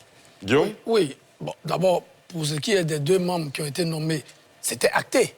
Il était prévu que si un membre de l'opposition entrait, il y aurait un autre membre du parti au pouvoir. Donc, conclusion du dialogue politique. Sur les conclusions du dialogue politique, il n'y a pas à se... J'entends bien, oui. Voilà. Donc, si on est d'accord, donc il n'y a rien de nouveau sous le soleil. Deuxièmement, effectivement, bon, les amis, je crois que le temps administratif, c'est le temps administratif. Puisque on est d'accord que la loi qui crée la CEI dit que c'est le président de la République qui nomme. Et on voit bien que c'est celui qui a été proposé par le PPSCI qui a été nommé. Le président de la République n'a pas nommé quelqu'un d'autre. Donc déjà, il faut s'en féliciter. Ceci dit, je pense qu'on l'a dit, la CEI actuelle, sans être l'avocat de la CEI actuelle a 3 pieds. C'est un trépied. Il y a l'opposition, le parti au pouvoir et ses alliés, donc l'opposition parti au pouvoir et il y a la société civile. Déjà, il faut se féliciter de ce qu'il y ait un certain nombre important de représentants de la société civile dans cette CEI qui travaillent à l'amélioration du processus électoral. Je crois que le problème des élections ne sont pas seulement au niveau de la CEI. Ça aussi, il faut le dire. Le problème des élections en Côte d'Ivoire, c'est d'abord l'acceptation du jeu démocratique. Est-ce que chacun joue le jeu démocratique? Est-ce que sur le terrain, on se donne les moyens de faire une campagne, de ne pas chercher à frauder, à tricher? C'est ça. Sinon, la CEI, 18 personnes qui sont assises à Abidjan, même les commissions locales, généralement dans les bureaux de vote, ce sont des fonctionnaires qui sont les présidents des bureaux de vote. Donc, je crois qu'il ne faut pas donner trop de pouvoir que la CEI en a. La CEI, c'est vrai, on doit toujours chercher à améliorer le système. Mais je rappelle que ceux qui parlent aujourd'hui, moi, parfois, je ris un peu dans l'opposition des gens comme le PDCI. À leur époque, c'est le ministère de l'Intérieur qui organisait les élections. Et ils étaient bien contents. Voilà. Donc, parfois aussi... Ah oui. Avant le coup d'État de 99, c'est le ministère de l'Intérieur qui organisait les élections. Comme en France. On vous a bien compris, Guillaume. Parfois aussi, il faut que certains se souviennent un peu de ce qu'ils ont fait avant. Non, mais le ministère... Avant le critiquer. D'accord, messieurs, s'il vous plaît. Mon ami Bétail et ses amis, c'est ce qu'ils faisaient. On ne va pas tous parler ensemble, messieurs. S'il vous plaît, c'est l'heure de la pause, mais je vous accorde 30 secondes. D'accord, rapidement pour dire en 30 secondes, ça sera compliqué, mais pour dire qu'on a choisi délibérément de quitter le ministère de l'Intérieur. Dans plein de pays, le ministère de l'Intérieur continue d'organiser. Pourquoi? Parce qu'on avait un souci de crédibilité. Et la crédibilité, c'est nous-mêmes qui avons choisi de partir, de laisser on aurait pu avoir un organe technique, purement technique, pour un organe politique. Pourquoi? Parce que nous avons dit que la garantie serait l'œil du politique. Ouais. Voilà. Et le problème aujourd'hui, c'est ce qu'André pose. C'est que celui qui vient, une fois qu'on t'a nommé dans la commission électorale, c'est ce que, comme il s'appelait ce président de la Cour des comptes a dit à Chirac, j'ai un devoir d'ingratitude envers vous. Parce que c'était l'ami de Chirac qui a été nommé président de la Cour des comptes. J'ai un devoir d'ingratitude. Vous m'avez nommé, c'est bien, mais aujourd'hui, c'est le citoyen ivoirien qui doit veiller à la clarté de l'élection. Sinon, que le président de la République soit chef de parti ou pas chef de parti, ça ne change rien. Il va toujours nommer quelqu'un qui est proche de lui. Et en Côte d'Ivoire, ici, là, après deux paroles, on t'a classé. Il faut être le plus grand expert technique que tu viennes. Quand on est sur les plateaux ici, quand on dit que souvent dans la même émission, là, on change de parti, parce que ce qu'on a dit a changé d'un moment à l'autre. Ça ne va pas changer. En tout cas, vous avez eu toutes les casquettes politiques. politiques. Oui, moi j'ai eu toutes les casquettes politiques. Monsieur, je suis bien obligé de vous interrompre. Nous, on connaît sa vraie casquette. Ah, d'accord. Peut-être que vous nous en direz un peu plus un jour dans Sans Réserve. Hein. Messieurs, c'est la pause. On reprend le débat juste après.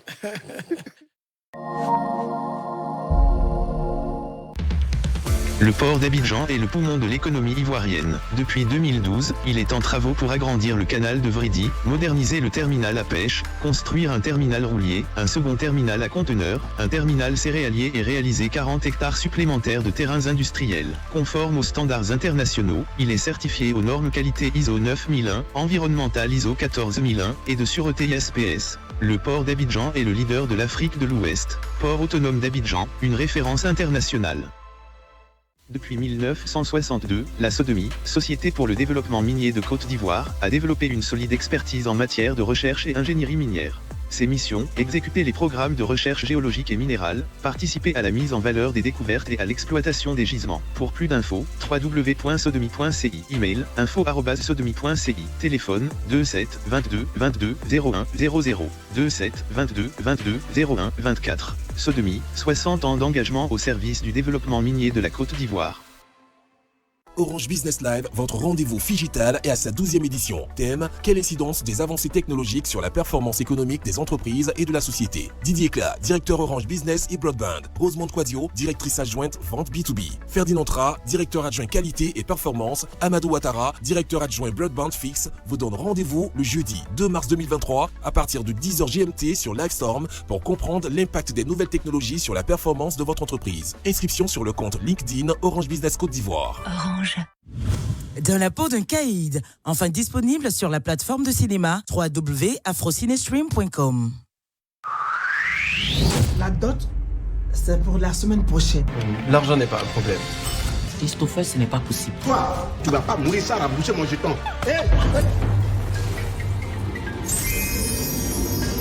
Toi, c'est lui, et lui, c'est toi.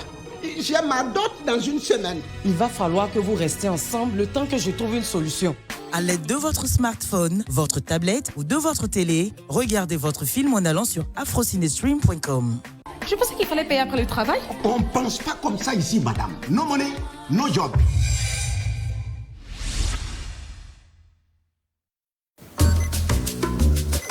Pascal présente à sa boss la nouvelle technologie qu'il a fait installer dans les bureaux. Elle est satisfaite. Mais maintenant, elle se demande pourquoi ça, c'est toujours là. Pascal lui explique que la nouvelle méthode de suivi de la flotte est vraiment plus précise que l'ancienne. La Poste n'est plus aussi ravie. Si vous n'avez pas encore automatisé la gestion de votre flotte, il est temps de mieux gérer vos affaires avec MTN Business. Fais-moi cotisation de CNPS de là, Annie Moreno va pris. À quel moment on vient dans joie quoi là? C'est le moment de rester là. Comment ça? Moi faire cotisation 600 par jour, en cas de maladie, et on me la 75 000 par mois gratuit. C'est qu'arrive à la gare, on fait pour moi bien. Ça se va. Le mouvement des régimes social des travailleurs indépendants et te prend en charge en cas de problème de maladie ou bien accident. Travailleurs indépendants, payez vos cotisations sans frais via MTN Momo, Wave et Orange Money. La CNPS, maintenant, c'est pour tout le monde. Participez à l'éveil des goûts, mais pas seulement. Faire partie des simples plaisirs quotidiens en créant des recettes aussi délicieuses que vos précieux moments.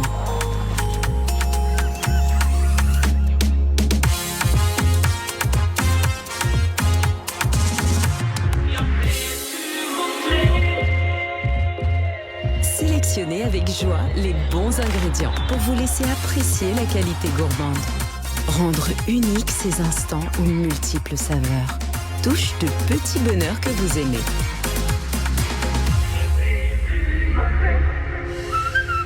Yoplait.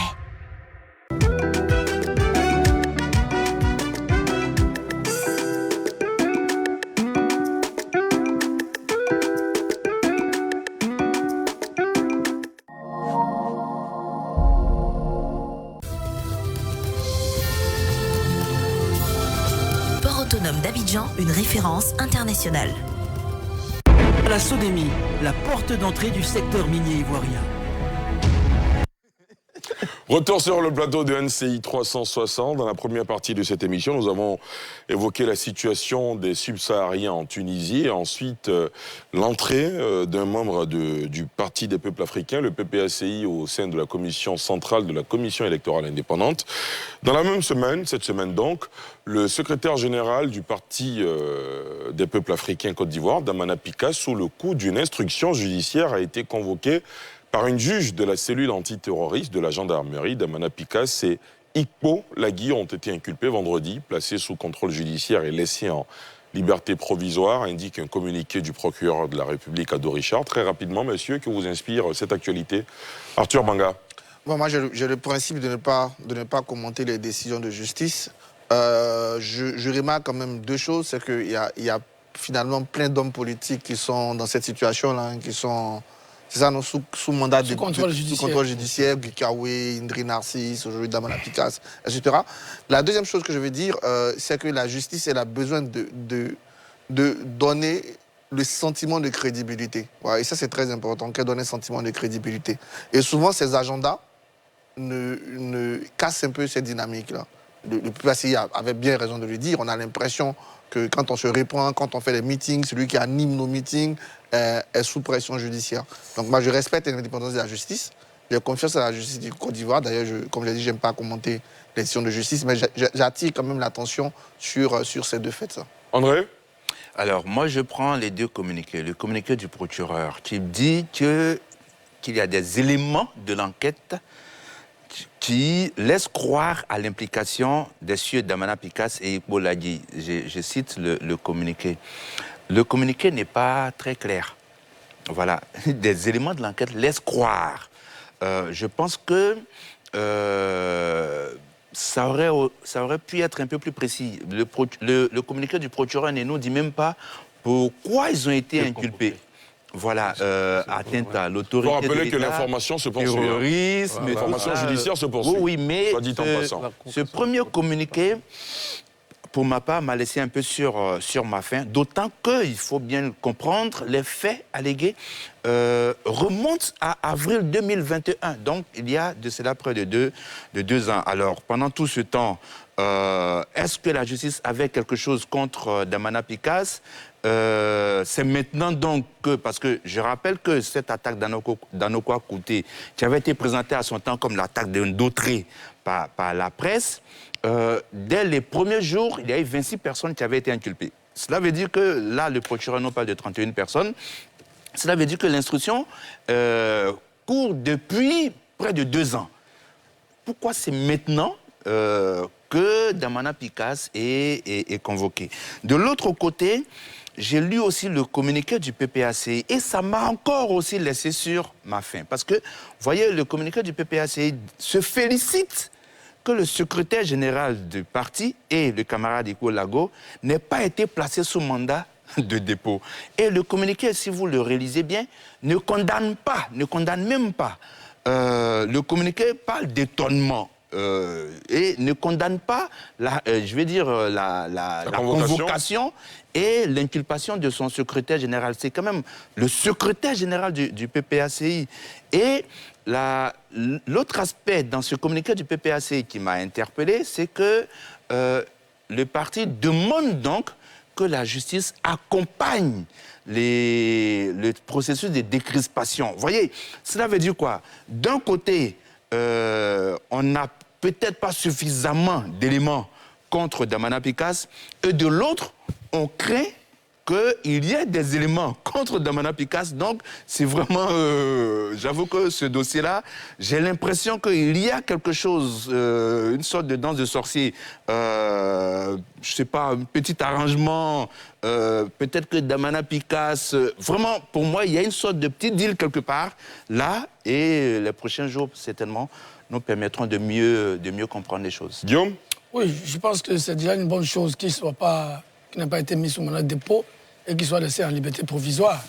Or, je pense que c'est un bon choix que les magistrats instructeurs ont fait de laisser, parce que ça aurait alourdi l'atmosphère politique. Ceci dit, le moment de convoquer, c'est l'appréciation du magistrat instructeur. Je crois que les juges, et vous savez tous, en matière criminelle, les procédures sont longues et prennent du temps. Il faut... Ah oui, mais puisqu'on parle de l'attaque de... Donc, il y a eu des décès, il y a eu des morts. On parle de terrorisme, etc. On sait qu'il y a eu des morts. Donc, et André l'a rappelé, il y a eu plusieurs personnes qui ont été interpellées. Donc, il faut espérer simplement que l'instruction aille à son terme et que si on ne reproche rien à M. Damana, que M. Damana, donc, soit libre de faire ses activités, et si on lui reproche quelque chose, que cette chose soit connue, soit sûre de tous. Parce que c'est un peu ça le problème. Nous tous, nous sommes demandeurs de la paix sociale, de la paix civile, de la réconciliation.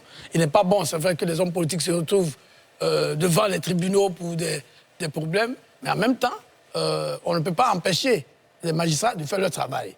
C'est vrai qu'après, on a vu par le passé, dans ce genre de situation, le politique a intervenu pour essayer d'effacer les choses, faire en sorte que les choses se remettent dans l'ordre. Mais moi, je me félicite que M. Damana n'ait pas été mis sur mandat de dépôt. C'est une bonne chose.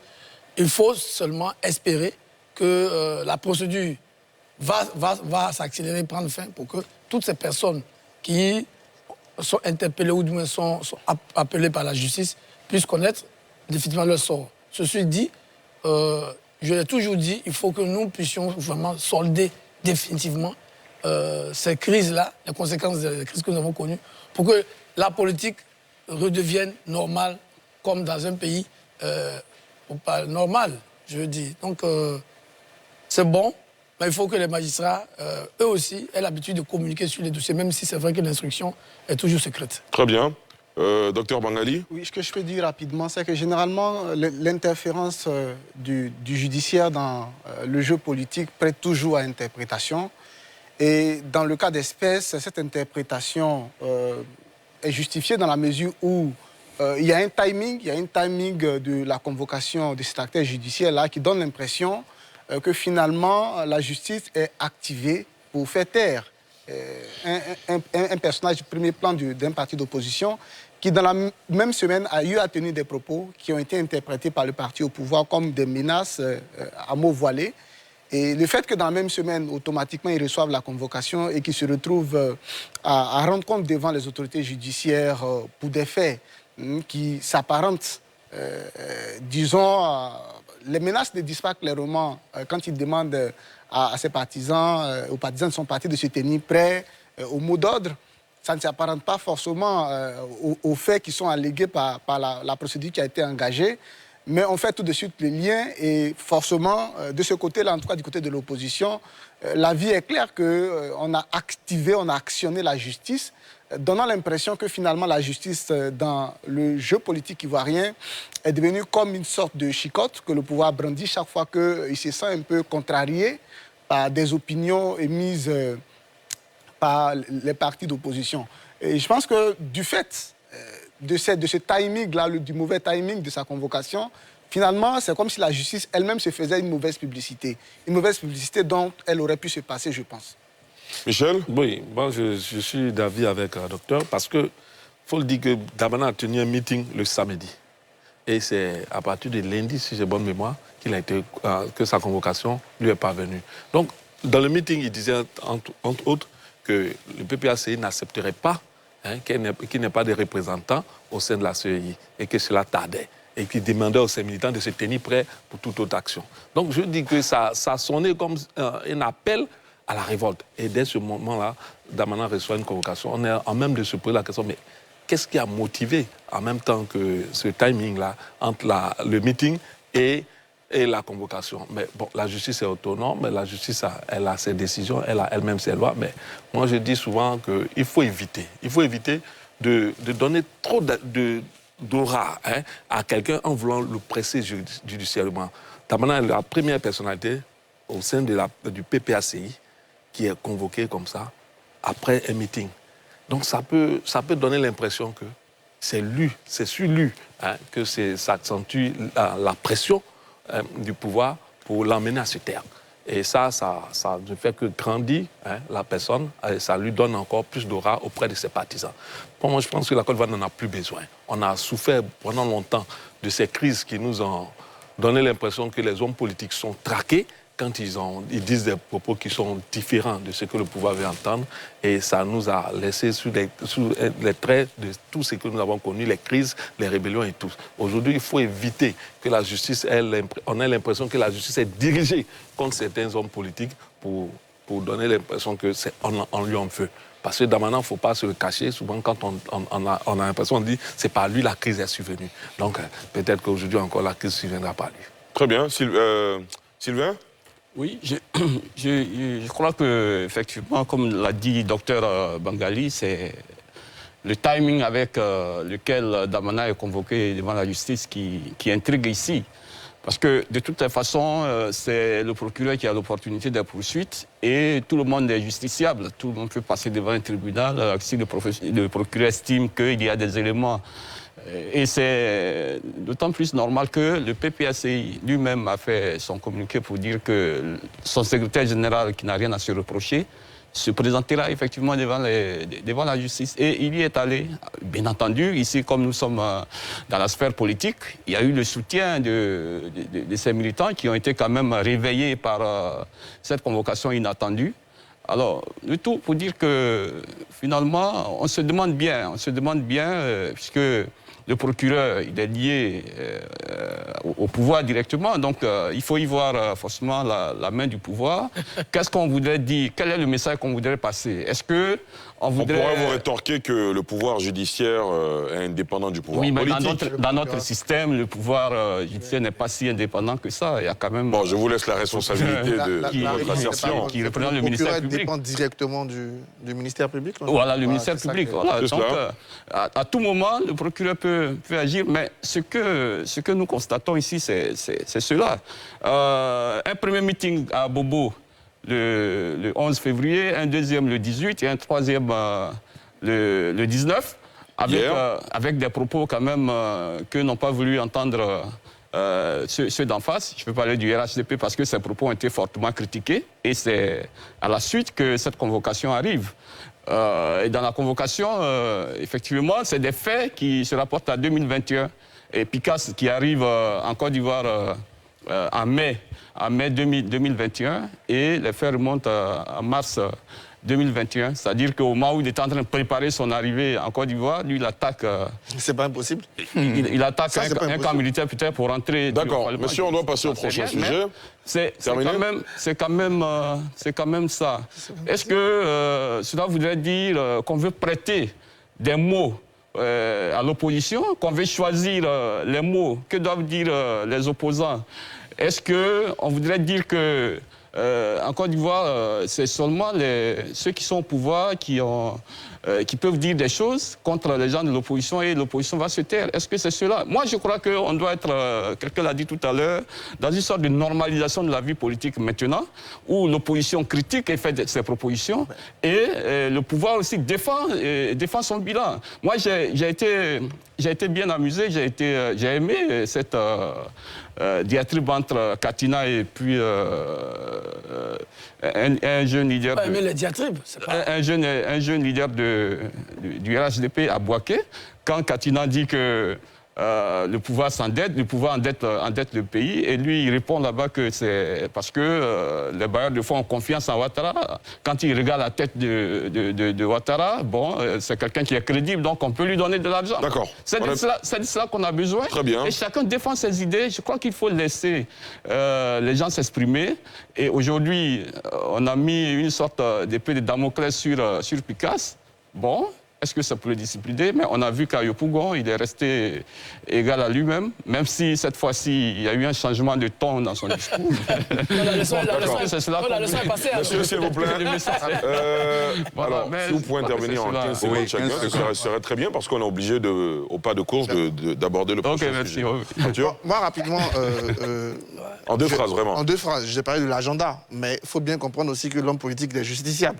Voilà, et il ne faut pas aussi dire de fait, le procureur il mène son enquête. Bien sûr, voilà, c'est ce que donc, j'ai dit. Faire le parallèle rapidement de façon aussi radicale que Sylvain vous le faites, moi je suis pas d'accord. Non, je n'ai pas été radical, hein. C'est un élément d'analyse. Je n'ai pas été radical. Le procureur a l'opportunité des poursuites. D'accord. Et c'est lui qui décide quand il poursuit. Ça vous l'avez dit, on l'a bien compris. André? Non, moi j'aimerais relever que certains hommes du pouvoir doivent arrêter de se faire peur. Voyez, l'opposition, les grandes gueules de l'opposition ne doivent pas faire peur à un pouvoir. Que nos militants se tiennent prêts. Nous n'allons plus nous laisser faire. Ce sont des trucs, des slogans de meeting qui ne représentent rien. Mais ça ne doit pas faire peur, ça ne doit pas faire mal. Et c'est le jeu démocratique. Effectivement. Monsieur, vous connaissez tous Noël Akossi-Benjo. Rejoindra-t-il le RHDP? Quel est son regard sur la vie de son parti, le PDCI-RDA, pour lequel il souhaite des réformes? Le concerné s'est exprimé sur ces sujets dans une interview accordée à nos confrères du Nouveau Réveil. On fait le point avec Salif Yaleko et on en parle juste après. L'ex-maire du plateau Noël Akossi-Benjo, conseiller spécial du président Henri Konan Bédié, en charge de la réconciliation et de la cohésion sociale, a accordé une interview au confrère Le Nouveau Réveil, paru dans Le Nouveau Réveil mercredi dernier.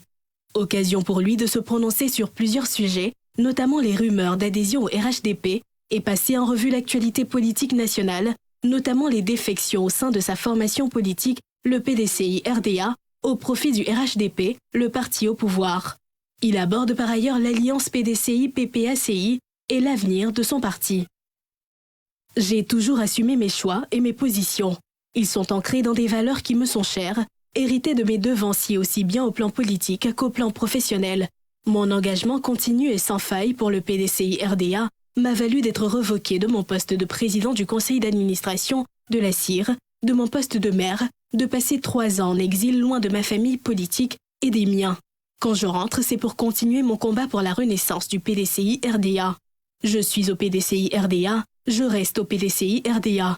D'ailleurs, compte tenu de l'histoire et du rôle joué par notre parti dans la création et le développement de notre nation, nous avons la responsabilité de faire vivre le PDCI-RDA pour pérenniser l'héritage politique laissé par le père fondateur Félix Houphouët-Boigny, soutient Noël Akossi-Benjo pour mettre fin aux rumeurs de son adhésion au RHDP. Commentant les nombreuses défections au sein du parti fondé par feu Félix Houphouët-Boigny, l'ex-PCA de la CIR soutient que son parti doit se réinventer. À l'en croire, le PDCI-RDA doit dresser avec courage le bilan des 23 années dans l'opposition. Le PDCI-RDA doit se repositionner en parti conquérant, sinon nous serons condamnés à être à la traîne. Le PDCI-RDA doit se réinventer pour faire rêver à nouveau les Ivoiriens. Il est temps aujourd'hui que s'ouvre au sein du PDCI-RDA un nouveau cycle d'espoir et d'espérance, a-t-il ajouté. On y va. Messieurs, vous venez d'entendre ce sujet, évidemment, sur la sortie de Noël Akossi-Benjo dans les colonnes du Nouveau Réveil. Noël Akossi-Benjo qui dit qu'il faut changer de logiciel au sein du PDCI-RDA. C'est quand même nouveau d'entendre un haut cadre de ce parti dire les choses comme telles. Arthur Banga, que vous inspire cette sortie, ces ensembles de déclarations de Noël Akossi-Benjo? Ça s'ajoute à d'autres déclarations qu'on a déjà eues, de façon peut-être plus ou moins voilée. Mais aujourd'hui, c'est clair qu'il y a une crise de la gouvernance au PDCI-RDA. Le PDCI-RDA ne peut plus continuer à être gouverné de la sorte. Il a parlé qu'on fait 23 ans d'opposition, mais non pas tout à fait 23 ans d'opposition. Il faut quand même enlever entre 2011 ou 2018, où j'étais au gouvernement. 2002 même, 2003 même, ils étaient au gouvernement. Dès 2000. S'il vous plaît, vous n'allez pas parler dans une situation, Arthur, allez-y. Dans une situation de guerre, on peut le comprendre. Ils peuvent être dans l'opposition, être dans le gouvernement parce que c'est l'union sacrée. Mais là, ils étaient au pouvoir pendant 8 ans avec le RHDP, il ne faut pas l'oublier. Mais les questions que pose Benjo sont des questions réelles. Aujourd'hui, il y a une crise de la gouvernance du PDCI-RDA parce que le président n'est pas opérationnel sur le terrain. Il n'ouvre pas les perspectives d'avenir. Moi, je pense que le prochain congrès ordinaire du PDCI-RDA est quelque chose de fondamental pour la suite du parti. Soit il décide de se réinventer, d'écouter les critiques qui viennent, comme celle d'Akossi-Benjo, pour se donner une chance, je ne dis même pas pour 2025, peut-être pour 2030, de revenir au pouvoir. Sinon, s'il continue dans cette gestion, avec ce système-là, ça ne marchera pas.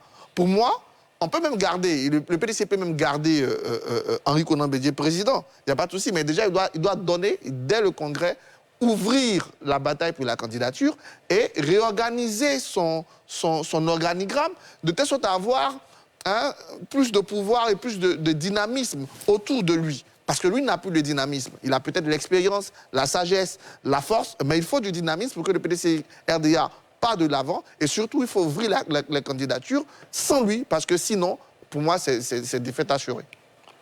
Oui, Guillaume? Oui. En 2000, quand le président Gbagbo forme son premier gouvernement, il y a 7 membres du PDCI-RDA dans le gouvernement, le premier gouvernement Finguessan. Donc on ne peut pas dire, tu dis en temps de guerre, on n'était pas en guerre en 2000. Donc, je suis d'accord avec lui que le PDCI-RDA n'a pas fait 23 ans d'opposition. Donc si on considère que de 2000 jusqu'à peut-être vraiment 2008-2007, où ils avaient des ministres, et qu'après ils ont gouverné avec le président Ouattara continuellement de 2011 à 2018, à la limite, ils ont 10 ans. Ils ont fait 10 ans d'opposition. Ça, c'est pas ça le débat. Mais le débat, as-tu dit, bon, il dit, si Bédié reste président, et cherche un candidat, mais c'est pas possible. Si Bédié veut ouvrir des perspectives pour que le PDCI se réinvente comme le souhait de Akossi-Benjo, il est obligé de prendre sa retraite. Parce que s'il reste président, dans la tradition politique ivoirienne, c'est le président du parti, le patron, le chef du parti, qui représente le parti à l'élection présidentielle. C'est pas la règle. Oui, c'est pas la règle. Voilà. C'est ce que... Ce n'est pas gravé dans du marbre. Ça peut évoluer. Ça peut évoluer. Pour preuve rapidement, il y a la convention et le congrès. Oui, mais excuse-moi, Voilà, Mathieu. vous pouvez terminer, Si aujourd'hui, nous sommes en 2023, donc à peu près un peu plus de 27 mois, 28 mois d'élection présidentielle 2025, si le PDCI ne connaît pas son candidat maintenant, et qu'il est obligé d'attendre une convention, parce que la convention... Mais ce sont les règles. Oui, je suis d'accord. La convention se fait généralement dans les 6 mois avant l'élection. Vous pensez qu'un cadre qui n'a pas la main sur l'appareil du parti, qui n'a pas ses hommes dans les fédérations, au niveau des instances du parti, est-ce qu'il peut mettre le parti en mouvement pour gagner les élections? C'est pas possible. Donc aujourd'hui, le PDCI a un choix à faire. Et je me réjouis que Akossi Benjo redonne de la voix, parce que Ali disait que c'est nouveau, c'est pas nouveau. N'oubliez pas que Akossi Benjo est quand même le leader de la renaissance du PDCI. Il a même été rénovateur. Il a même été candidat. Nouveau depuis son retour au pays. Oui, mais c'est normal. Après 3 ans d'exil, quand on vient, on ne commence pas à danser. Voilà. Je vois que... Quand on revient, on fait quoi? On ne se met pas à danser tout de suite. Bon. Hein? Bon. Alors, donc, je crois qu'il a pris le temps de voir ce qui s'est passé après lui. Il voit bien que tout le monde fait profil bas et que le risque que le PDC court, c'est que le président Bédié garde la main sur le parti jusqu'à la prochaine présidentielle en espérant être candidat. Et ça, ce n'est pas exclu. Or, si il y a... Tu parles de problème de gouvernance, mais c'est la même chose. Si tu parles de problème de gouvernance, et que soit que Bédié reste le président, alors que c'est lui qui a le problème, on n'aurait pas le problème.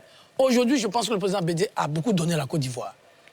Il est dans la vie publique ivoirienne depuis 1966, où il est rentré au gouvernement. Je crois qu'il a beaucoup donné. Il a été ministre, ambassadeur, président de l'Assemblée nationale, président de la République. Le temps est venu. Si, en tout cas, il veut que le président joue encore un rôle. Mais il a le droit de vouloir donner encore plus. Je veux bien qu'il veuille donner. Moi, ça ne me gêne pas. Moi, je ne suis pas militant du PDCI. Moi, je donne mon avis parce que vous m'avez posé la question. Oui, bien sûr, je suis d'accord, mais je vous dis qu'il a le droit. Il a le droit. On est bien d'accord là-dessus. Mais je pense que ce droit-là joue aujourd'hui clairement contre les intérêts de son parti. D'accord, ça c'est votre analyse. Michel Betta? Je tiens à rappeler que le PDCI a été en alliance depuis qu'ils ont quitté le pouvoir. Alliance, ça veut pas dire être au pouvoir. Sinon, on ça, c'est un autre débat que vous ouvrez. Non, je tiens à lui dire ça. Parce que quand il prend le fait que le PDCI est des ministres, qu'il a géré le pouvoir, moi je dis non. Donc pour vous, quand on est dans un gouvernement d'union nationale ou dans un gouvernement en alliance avec un autre parti, on n'est pas comptable. Non, c'est pas vous qui gérez. Non, on dit celui qui gère une partie non, celui qui gère le pouvoir, c'est le parti au pouvoir qui gère. Enfin, c'est un autre... S'il vous plaît, on est pris par le temps, pour dire que le PDCI a des instances des décisions. Moi, je crois que, au temps opportun, les militants du PDCI décideront de qui devra conduire le parti à la présidentielle prochaine.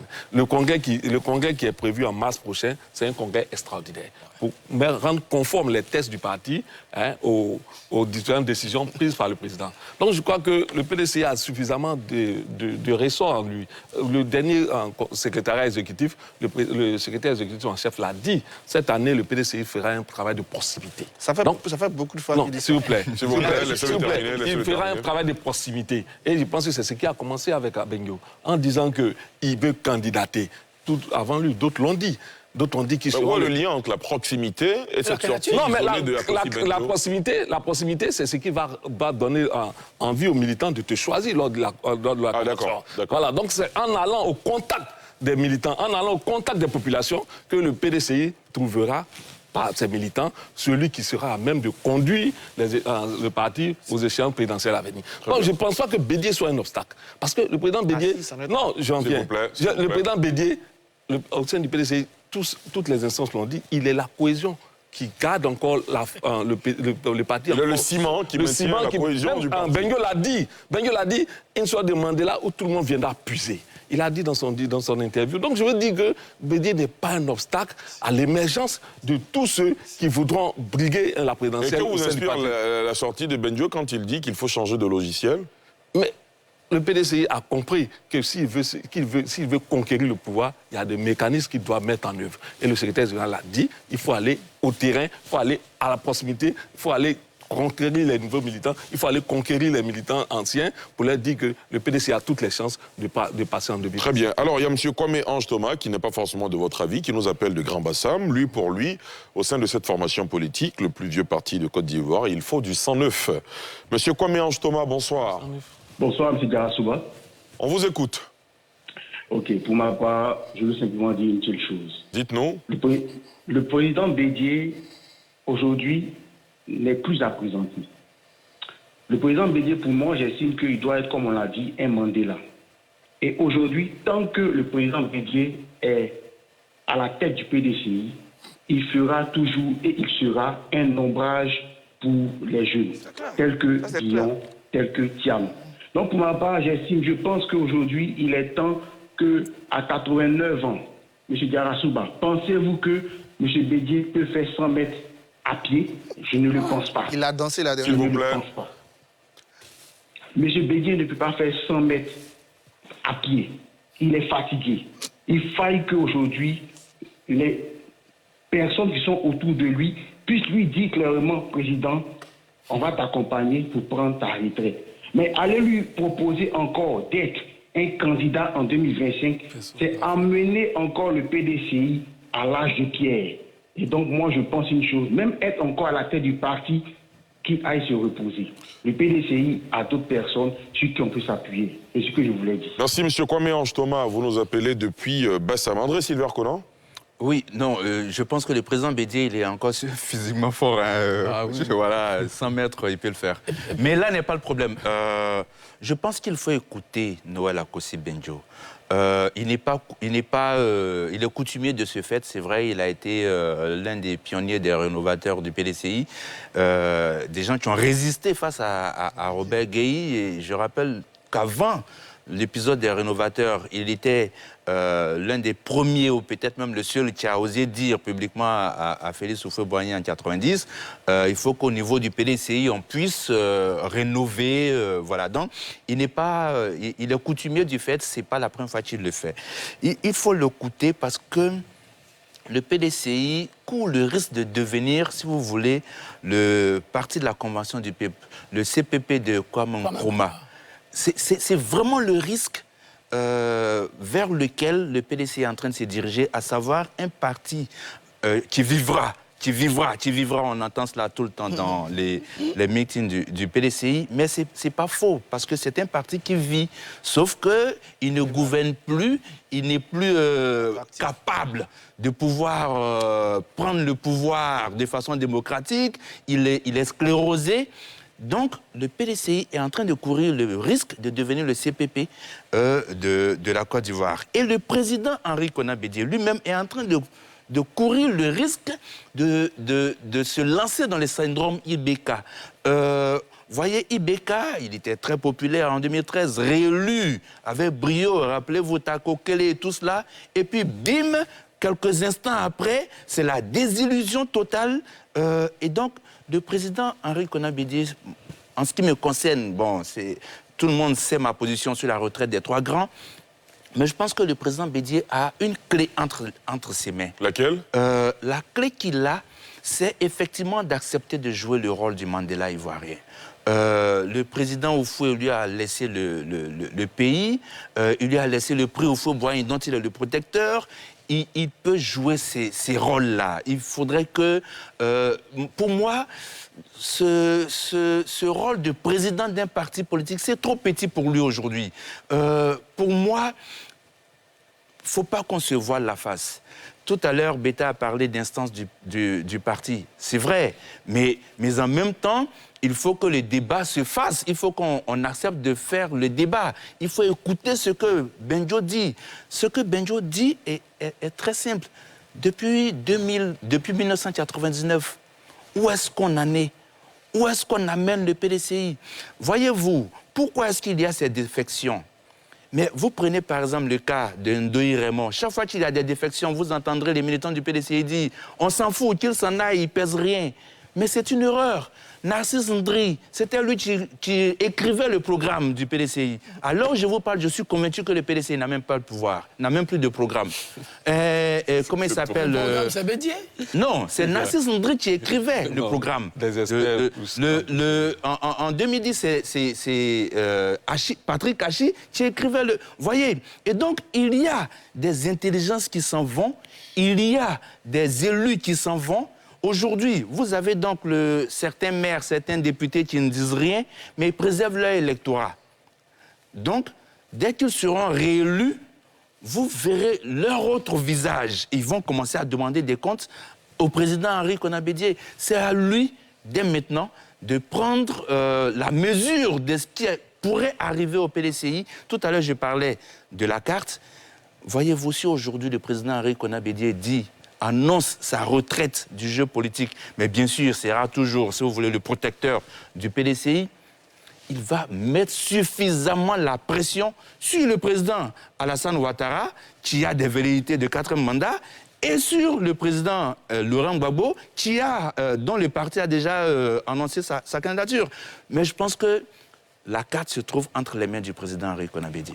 Docteur Bangali? Je pense que quand on est à la veille de ses 90 ans, la première responsabilité qui pèse sur ses épaules, c'est d'organiser la transmission du pouvoir à une nouvelle génération. Je crois savoir que le retrait résidentiel du président Bédié à Daoukro supposait qu'il a laissé derrière lui à Abidjan des jeunes cadres qui animent le parti au quotidien, qui gèrent la permanence au niveau du siège du parti. Alors, pendant que le président Bédié est encore lucide, pendant qu'il est encore vivant, je pense que c'est le moment d'organiser, d'arbitrer, à travers les mécanismes, bien sûr, que lui offre le parti, la transmission du pouvoir, parce que dans le rôle qu'on veut lui faire jouer aujourd'hui, il y a un risque. Le risque, c'est que c'est vrai qu'il est aujourd'hui celui qui maintient toutes les composantes du PDCI ensemble, mais s'il ne prend pas pour autant la responsabilité maintenant de son vivant d'organiser la transmission, sa vie ne lui appartient pas. Je ne souhaite pas qu'il soit, disons, qu'il se retrouve dans une situation d'invalidité ou autre. Mais si cela arrivait dans des conditions où il n'a pas préparé la transmission, c'est clair que le PDCI va imploser. On a déjà des signes avant-coureurs pendant qu'il est encore un acteur direct, il y a une sorte d'érosion des cadres qui ne dit pas son nom, qui, malgré les menaces, malgré les mises en garde, ne prennent pas fin. Donc je pense que c'est un signe qui doit l'encourager à organiser la transmission, d'autant plus que ce n'est pas les cadres valables qui manquent. Que ce soit ceux qui, aujourd'hui, ont des ambitions présidentialistes ou encore qui sont des acteurs à l'intérieur du parti, qui animent la vie du parti, ce ne sont pas les compétences qui manquent. J'estime que quand on est à la veille de ses 90 ans, au risque de me répéter, le premier devoir, la première obligation vis-à-vis de la structure qu'on a servie, c'est de préparer la transmission. C'est de préparer la transmission. Et c'est le seul discours aujourd'hui qui vaille venant de lui. On termine avec vous, Sylvain. Oui. Moi, je pense que dire à Henri Konan Bédié de se retirer, ça me paraît illusoire. Ça me paraît illusoire. Pourquoi? D'autant plus que Henri Konan Bédié est quand même né dans la politique. Il a fait son jeune âge dans la politique. Il a fait toute sa carrière dans la politique depuis sa sortie de l'université. Il a occupé des postes, en tout cas tout au long de sa carrière. Et aujourd'hui, il est comme le ciment de l'unité du PDCI. Donc, dire à Bédié de se retirer de cette façon-là, je pense que c'est un exercice qui a besoin de préparation. Aujourd'hui, c'est pour ça que, quand vous posez la question centrale ici, Bengo défiera-t-il Bédié? Je crois qu'il ne s'agit pas de défi, mais il s'agit de capacité. Il s'agit de capacité.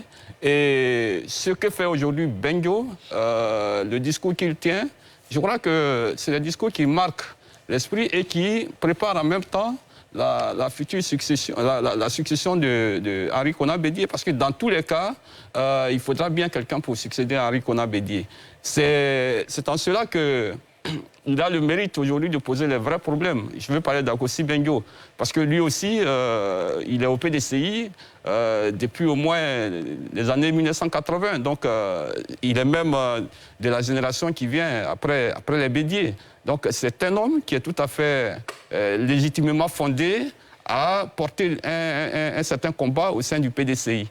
Mais cette question d'âge, de Bédié et tout ça, moi, je l'ai toujours dit, ça ne me pose pas, personnellement, hein, ça ne me pose pas... Là-dessus, vous êtes constant. Pour vous, voilà, l'âge n'est pas important. L'âge n'est pas important. Je crois qu'il est encore lucide. Et ceux qui pensent qu'il ne peut pas faire 100 mètres, je crois que c'est de loin, ou c'est par écran interposé qu'il regarde Bédié. Sinon, pour nous qui l'approchons souvent, pour nous qui le voyons souvent dans les activités du PDCI, c'est quelqu'un qui tient encore sur ses pieds. Et c'est quelqu'un qui reste égal à lui-même, en tout cas physiquement, depuis un bon moment. Très bien. Donc, il peut faire 600 mètres. Oui, il peut faire 600 mètres. Bon, donc, Akossi Bengo, le problème qu'il pose, c'est que, et il le dit, il y a un malaise qu'il faut diagnostiquer et traiter. C'est quand même assez osé, c'est quand même assez courageux quand il le dit, parce qu'on ne peut pas dire aujourd'hui, hein, dans le cadre du PDCI, on ne peut pas dire qu'il n'y a rien, on ne peut pas dire au regard des défections qu'il n'y a pas de problème. C'est vrai, il y a un problème, mais comment s'y prendre?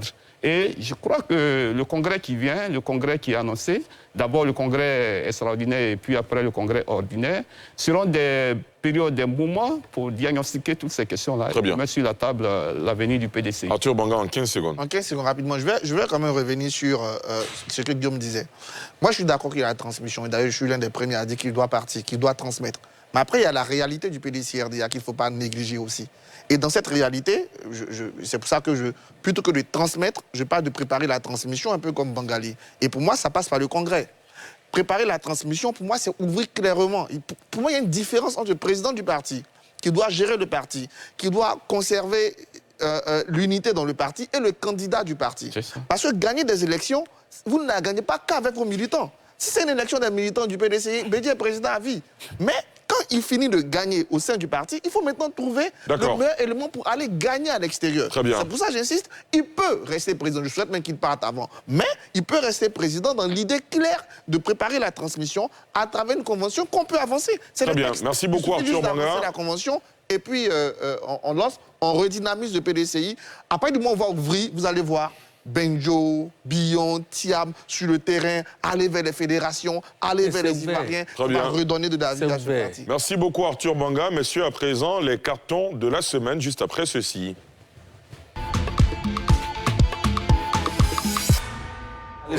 Pardon, allez, c'est pas ouvert. Les cartons de la semaine, malheureusement, on n'a pas pu aborder la question du Burkina Faso. On en parlera certainement la semaine prochaine, en espérant que le bilan ne s'alourdisse pas plus qu'il ne l'est déjà. Monsieur, carton vert ce soir à l'équipe de football de NCI, la nouvelle chaîne ivoirienne, qui a remporté à sa première participation au tournoi national de la confraternité. C'est un tournoi qui est organisé entre les rédactions, les médias. Et pour sa première participation, NCI revient avec le trophée de vainqueur de ce tournoi. C'est dire tout le talent qu'il y a dans l'équipe de NCI. En tout cas, un carton très vert à l'endroit de toute l'équipe, avec pour capitaine Cheikh Ivan, directeur des programmes de la chaîne. Bravo à tous les joueurs de cette équipe. Messieurs, un mot rapidement. Vous faites partie des joueurs? Comment? Vous faites partie des joueurs? moi je fais partie des joueurs, même si je n'ai pas joué cette finale. Et en tout cas, on est très fiers à NCI d'avoir ce trophée. Merci à l'UNJCI. Félicitations en tout cas. Félicitations. Merci beaucoup. Messieurs, vos cartons rapidement? Oui. Oui, Guillaume. Guillaume a le rouge, il brandit le rouge. Oui, rouge pour le président tunisien. On en a parlé, c'est évident. Je crois qu'il fait la honte de l'Afrique, même s'il ne se considère pas comme africain. Donc, rouge pour lui. Il faut espérer que tous les démocrates tunisiens qui se mobilisent pour le dénoncer, il faut les soutenir.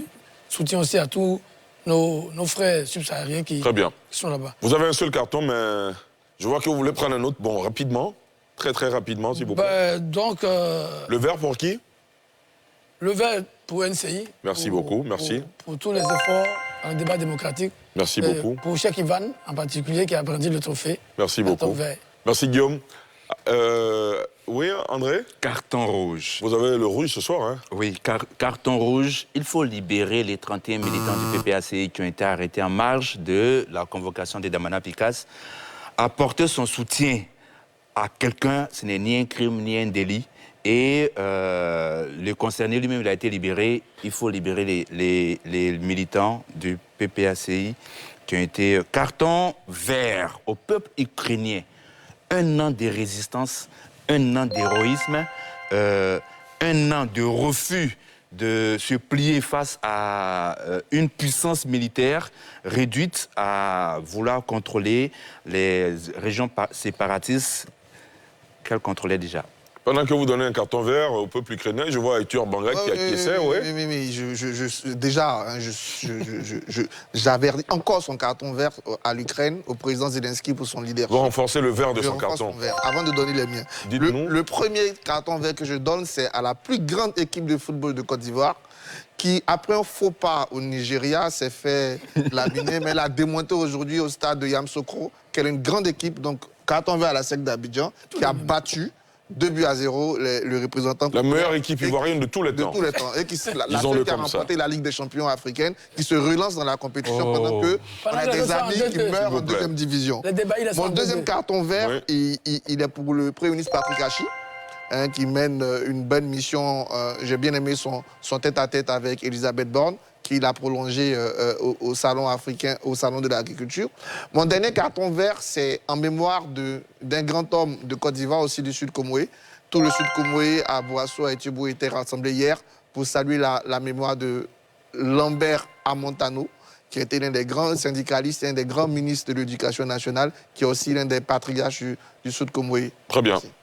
Docteur Bangali? 2 cartons verts aujourd'hui. Vous êtes gentil. Le carton vert est pour le gouvernement ivoirien qui vient de débloquer 2 milliards au profit du secteur des boulangers et des pâtissiers. J'avais déjà relevé ici, lors de l'une de mes précédentes interventions, que le gouvernement devait, après que l'entreprise qui distribue, qui exporte et qui distribue en Côte d'Ivoire, le blé est revu à la hausse ses marges. J'avais déjà interpellé le gouvernement sur le fait qu'il fallait que le gouvernement réagisse assez rapidement avant que les boulangers ne le fassent en augmentant le prix du pain. Ils l'ont fait, cela a salué. Le deuxième carton vert attribué à une web comédienne tunisienne qui opère sur la toile sous le nom de Ozoa de Tunis.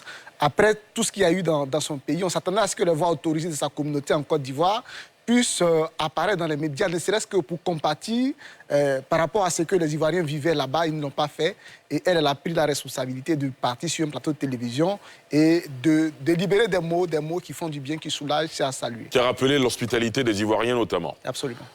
Oui, carton vert à l'UNJCI et à son président, qui nous a gratifié d'un week-end des ébonies exceptionnel, sans reproche. Je voulais saluer ici notre président de l'UNJCI, J.C. Koulibaly, à ce carton vert. Et le jaune? Le jaune, c'est pour les partenaires.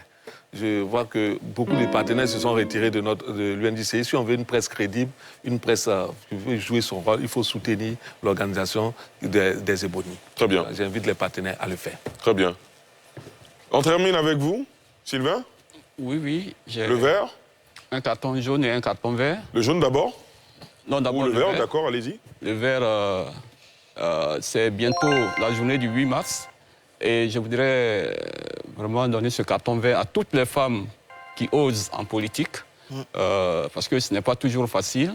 Mais il y a des femmes qui décident et se lancent en politique et elles réussissent. Je vais penser ici au député, à la députée de Yopougon, Frazi Nguessa, qui est du PDCI.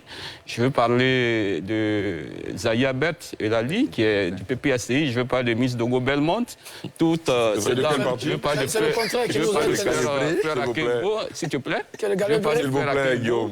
C'est à toutes ces femmes-là qui se battent au quotidien pour vraiment mériter leur place et qui donnent du sens à l'engagement des femmes en politique. Voilà. Et le jaune? Le jaune, c'est aux forces de l'ordre. Vous savez, tout à l'heure, nous parlions des discriminations qu'il y a en Tunisie. Et ce carton jaune, moi, j'ai été au nord de la Côte d'Ivoire. Mais il y a des choses qui se passent là-bas qui ne se passent pas au sud. Ce sont les contrôles de pièces. Ça ne se passe plus au sud du pays ici. Mais quand vous allez au nord de la Côte d'Ivoire, il y